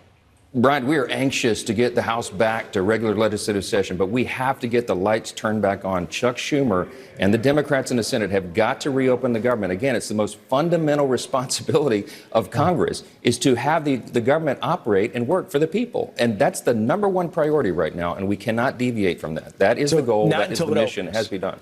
Not until it opens. That's exactly right. Okay. Yes. Okay, so, look, I mean, I'm being a little bit cheeky when I say never, but that is essentially what he's saying. We are not going to open the House until they end the shutdown. Like, saying that you're going to be on holiday until the shutdown's over, I just don't think that's good messaging at all. And he's been doing this the whole time. So I don't think this helps either deal. I don't know what your thoughts are on that. Yeah. No, what's Mike Johnson's trying to do here? He's just bad at messaging, or has he got some 3D chess strategy? I think he's just obsessed on the strategy. I think he's just thinking to himself, just whatever happens, we cannot bring the House back, because if we bring the House back, there'll be negotiations. Right. There can be no negotiations while we're on the other side of America. And so... It's a stalemate. Yeah, well, he's saying that either there's going to be a stalemate or the Democrats give up. We're going to create a situation where there's only two options. Either nothing or the Democrats give up. You're going to give up, Democrats? That's what he's trying to keep going. But I just don't think it's worked for them. I mean, maybe strategically it's worked, but in terms of, like, I think there's a reason the Republicans are losing every poll. Yeah. Let's just put it that way. They're not looking good. Yeah. Like, but having said that, the Senate Democrats, I mean, look, they are starting to talk about, like I mentioned this before, they are starting to talk about wrapping up. They are having meetings. You mean folding? I mean folding. Yes. I mean caving. Yeah. But what will it take for them to cave? Dick Durbin said, I sense that people are tired of the shutdown and all that flows from it. Well, that's true.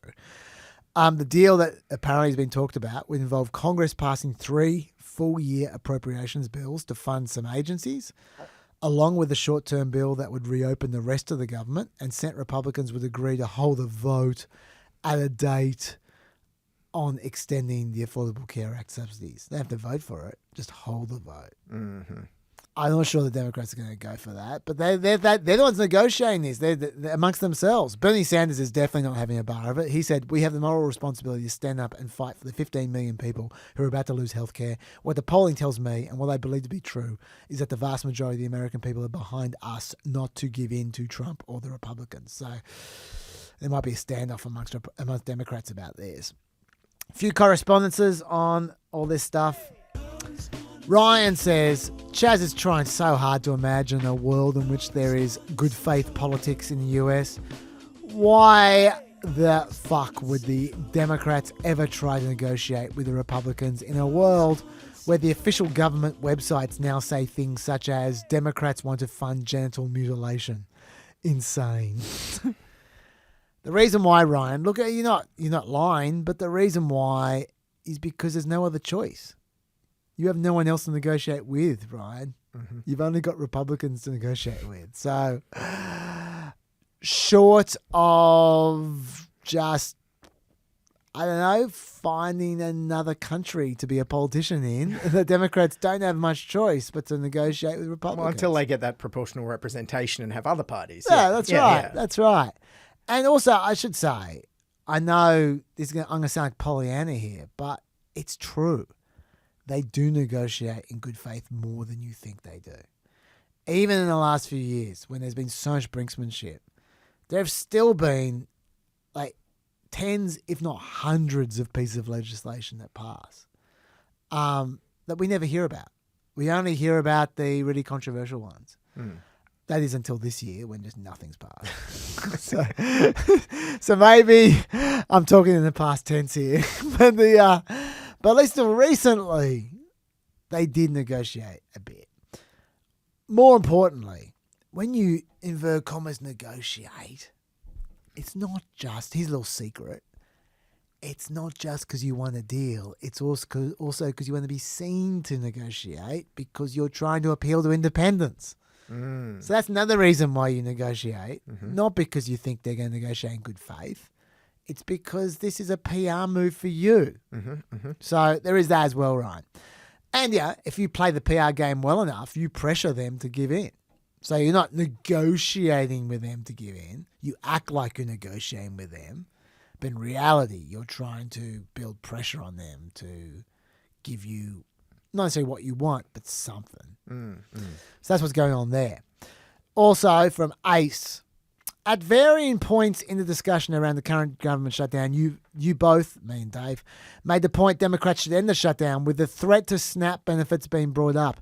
But the point I feel was missed was that Democrats are not the only ones who can end the government shutdown.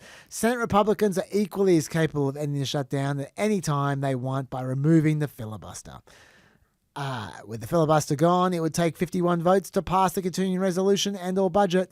The Republicans in the Senate have 53. The only reason Democrats have any leverage is because Republicans are clinging to this undemocratic and perhaps more importantly unconstitutional tool that has been used to stonewall Democratic legislative agendas in the past. Oh, also, unfortunately, the idea of calling Republicans on their bluff once again, I feel, falls into the trap of assuming Republicans are operating in good faith, which recent history would seem to show they're not. That's related to what Ryan said before, and I have the same answer, Asa, for the last part, which is you're not assuming any good faith from Republicans. You're trying to pressure them through the public. That's what you're doing there. Okay, this a good area, I reckon, Dill. Let's talk about this filibuster. Into the filibuster. The filibuster. Can I give you the extent of my knowledge of the filibuster? I have Ted Cruz reading Green Eggs and Ham. Yes, that's correct. And I have Jimmy Stewart and Mr. Smith Goes to Washington. What else do I need to know? Okay, all right. What you have in your head there is what they call the speaking filibuster, which is a classical version of the filibuster. Okay, so first of all, and I'm going to go into a bit more detail than I normally would because Fat City Architect has asked us to explain what the filibuster is, how it works, and why its elimination would change everything. So these are the basics right here, and that's good. That's good. We shouldn't assume everyone knows this. All right. So in the Senate, this is only in the Senate. There used to be a filibuster in the House. It's long gone though. And not an Australian thing at all. No, not an Australian thing at all. No. Yeah, in America, only in the Senate. What the Constitution says is that to get some legislation up, you need a majority. That's what the Constitution says. 50% plus one. 50% plus one. The Constitution also says that the Senate's free to make its own rules using 50% plus one. So it is actually totally constitutional, Ace. You say it's unconstitutional of a filibuster. It is totally constitutional for the Senate to set its own rules. And the filibuster is just a rule. So I know why you thought it was unconstitutional, but, well, let's put it this way. Maybe they're confusing unconstitutional with undemocratic, because if a minority can stop legislation passing, I would say that's undemocratic. So you know more about than you pretend. It is undemocratic. Yeah. But I think ACE means unconstitutional as well. I think he's referring to what I just said. The fact that in the Constitution it just says a majority. It's not in there. Yeah. But you're allowed to set your own rules in the Senate. So I think it is actually constitutional, and this has been the Supreme Court anyway. So they think it's constitutional. Okay. So I should say the founding fathers did not come up with the filibuster. This is an accident of history that was invented in the 1800s. Right. Okay. It was just a complete accident that this came about. Basically, just the way the rules just panned out. You had a situation where, if in the Senate you're allowed to speak for as long as you want to speak, if you're speaking to a motion, and they had no means by stopping people speaking, and so what they devised. Stubborn people was that if they didn't want to allow a vote to come up, they would just keep on talking forever. And then there's never a vote because you're speaking to the motion. You never get to the vote, right? And eventually the other side just gives up. That's the idea of the filibuster. So the Senate started setting some rules. like they're allowed to. And they said, well, hang on, if 75 of us vote to tell you to shut up, that's the end of you speaking, okay? That's our new rule. And so it was 75 to beat the filibuster. That's what the filibuster is. The filibuster was the speaking until you go red in the face to stop a vote happening. And after a while, they said 75 is just too many votes. Let's make it 67. And so they made 67. After a while, they said 67 is too many votes. Let's make it 60. And that's where we're at the moment. So basically, we have long since stopped having people speaking forever, like apart from Ted Cruz with Green. And so now people just go, filibuster. And they go, okay, so let's just imagine you speaking forever. We're not going to have that vote. Yeah. That's essentially the way it works now. So what a filibuster is when the minority just says, imagine we talk forever. We're not going to let you take that up and down majority vote. If you get 60 votes, you can break that. And then what happens is you move to a majority vote. Okay, so and then you have 50 plus 1 passes legislation.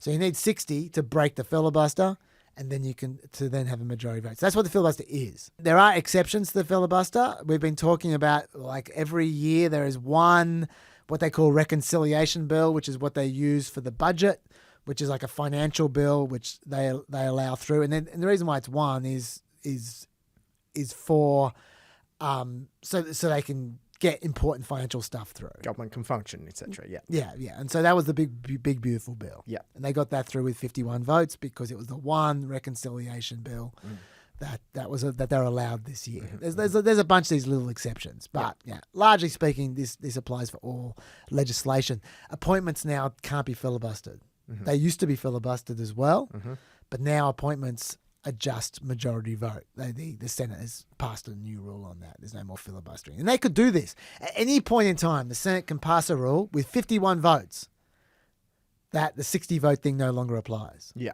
Because that's what the Constitution says. You can make your own rules with 51 votes. Or 50% plus 1, which is 51 in this case. So at any point in time, Fat City, they can vote to get rid of the filibuster. Why would that change everything? The reason that would change everything is it would mean you don't just get one bill per year, which you can just load everything you like into, which applies, which corresponds with the various loopholes of things that qualify for reconciliation. I mean, there's certain things that you just can't get into those reconciliation bills. You just need to beat the filibuster for them.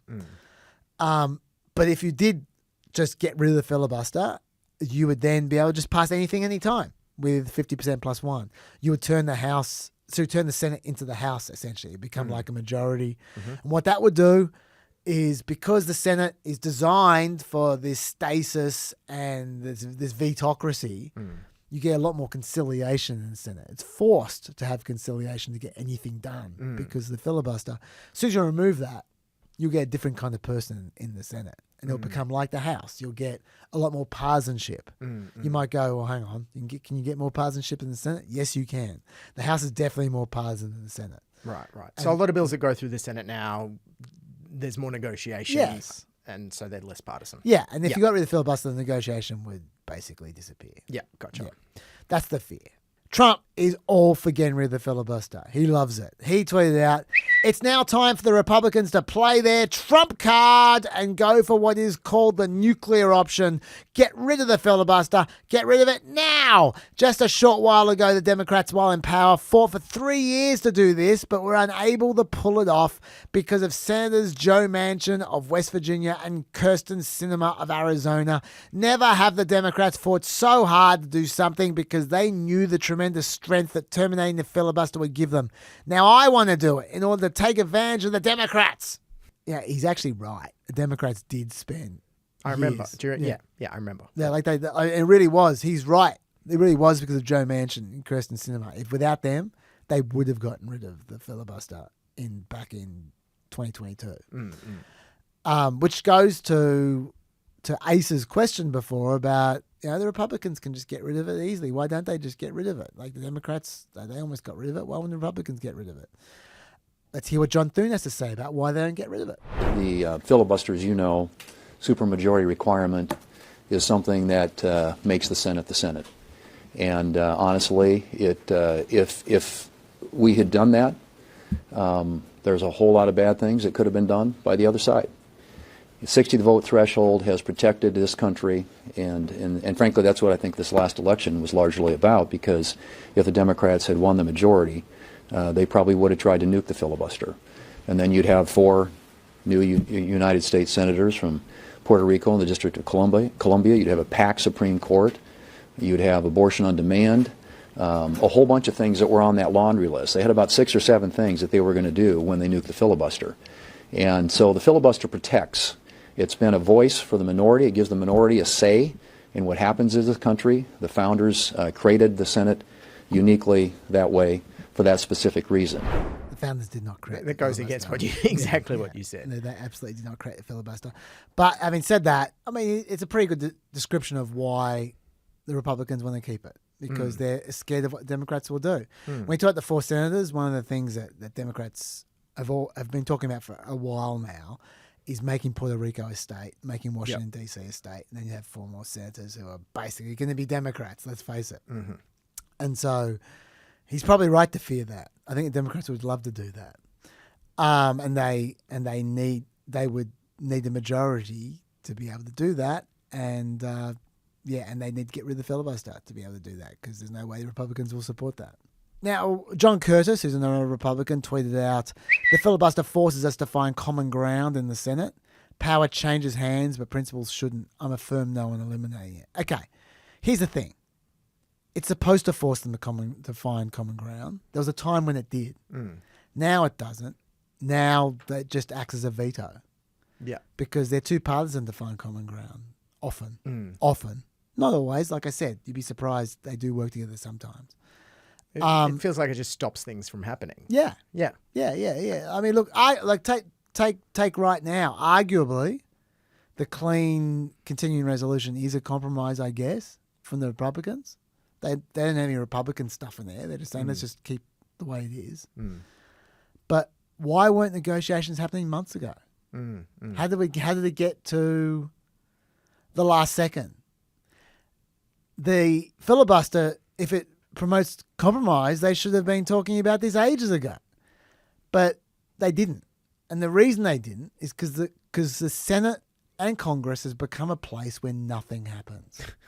That's just a fact. There isn't negotiations happening. There isn't compromise happening. There's nothing happening. And the filibuster is part of that. And then even if they got things done, president has a veto. That's right. There are so many veto points already in America. I'm beginning to think this American government system mightn't be the best. Just a rough opinion I'm getting. For getting things done, I mean. Yeah, I was going to say, if you're a small C conservative, it doesn't get better. It's hard to get stuff through. Keeps things where it is. Yeah, that's right. So that is the situation with that's the reason for the filibuster, theoretically, is compromise. In reality, it's just nothing happening. The Democrats are more upset about that than Republicans, because Democrats have more they want to happen. The Republicans are conservative. They don't want change. Yeah. And so there's less they want to do. Trump, on the other hand, is not conservative at all. There's lots of stuff he wants to do. Oh yeah. And that's why he wants to get rid of it, because he wants to do stuff. Whereas John Thune, he would prefer to avoid harm than to do things himself. Because he's a senator and they don't like doing things. So that's essentially the conflict, right? And so the Democrats, they have a decision to make when they're next in charge, because on one hand, and this is something you need to think about, listeners, about where you stand. On one hand, they can get stuff done without the filibuster when they're in power. But on the other hand, they're so rarely in power. And Republicans are in power more, and they're going to be in power even more in the future, because they're going to really dominate the Senate the way the demographics are working at the moment. Florida and Texas is becoming bigger and bigger, etc. And so that's a big risk the Democrats take if they get rid of the filibuster. Because, like before now, you were going, oh, well, the Republicans are going to do nothing. But now with Trump, they might do something. Like, look at Project 2025. There's plenty they want to do. Mm-hmm. And Democrats might not like what they're doing. And yeah, we're talking openly about the administration openly flirting with authoritarianism and even fascism. If you give them carte blanche to do whatever they like in Congress, which is what would happen right now if a filibuster didn't exist, they might change the rules of the elections so they never get voted out. That's something that Democrats fear. For real, they fear that. Why would you hand them the ability to do that? They might just take that ability. You know, like you're rolling dangerous dice when you're taking those kinds of risks. So, speaking for myself, I'm kind of torn. Where do you stand, Chaz? Well, see, look, I'm generally into democracy, and I think, you know what? If people elect a bunch of goons who with stupid policies, well, too bad. That's how democracy works. You live with it, and then if it fails, then you vote in new people to repeal those bills. So that's my general temperament. But I'm starting to get concerned about the risk as well. That we are dealing with real morons these days, like who just have some possibly permanently dangerous policies for the country, and you know, maybe you can't afford that risk anymore. I don't know. Look, my instinct and my ideology says you should let people be able to do something when they have a landslide in an election. They should be able to execute their agenda. Yeah. So I think I favour getting rid of the filibuster, but I'm a lot more nervous about it than I used to be. Let's put it that way. I think in many ways, based on everything I've heard, it sounds like it's undemocratic, but it also is a bit of a safety mechanism. Oh yeah, 100%.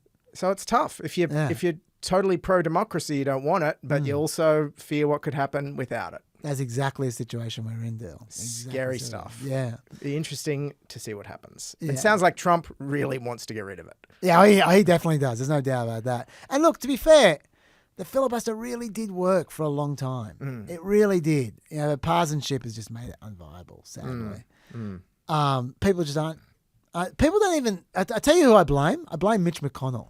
Oh, yeah. He's the one that made the brilliant observation that the way to get into government is to make Congress dysfunctional.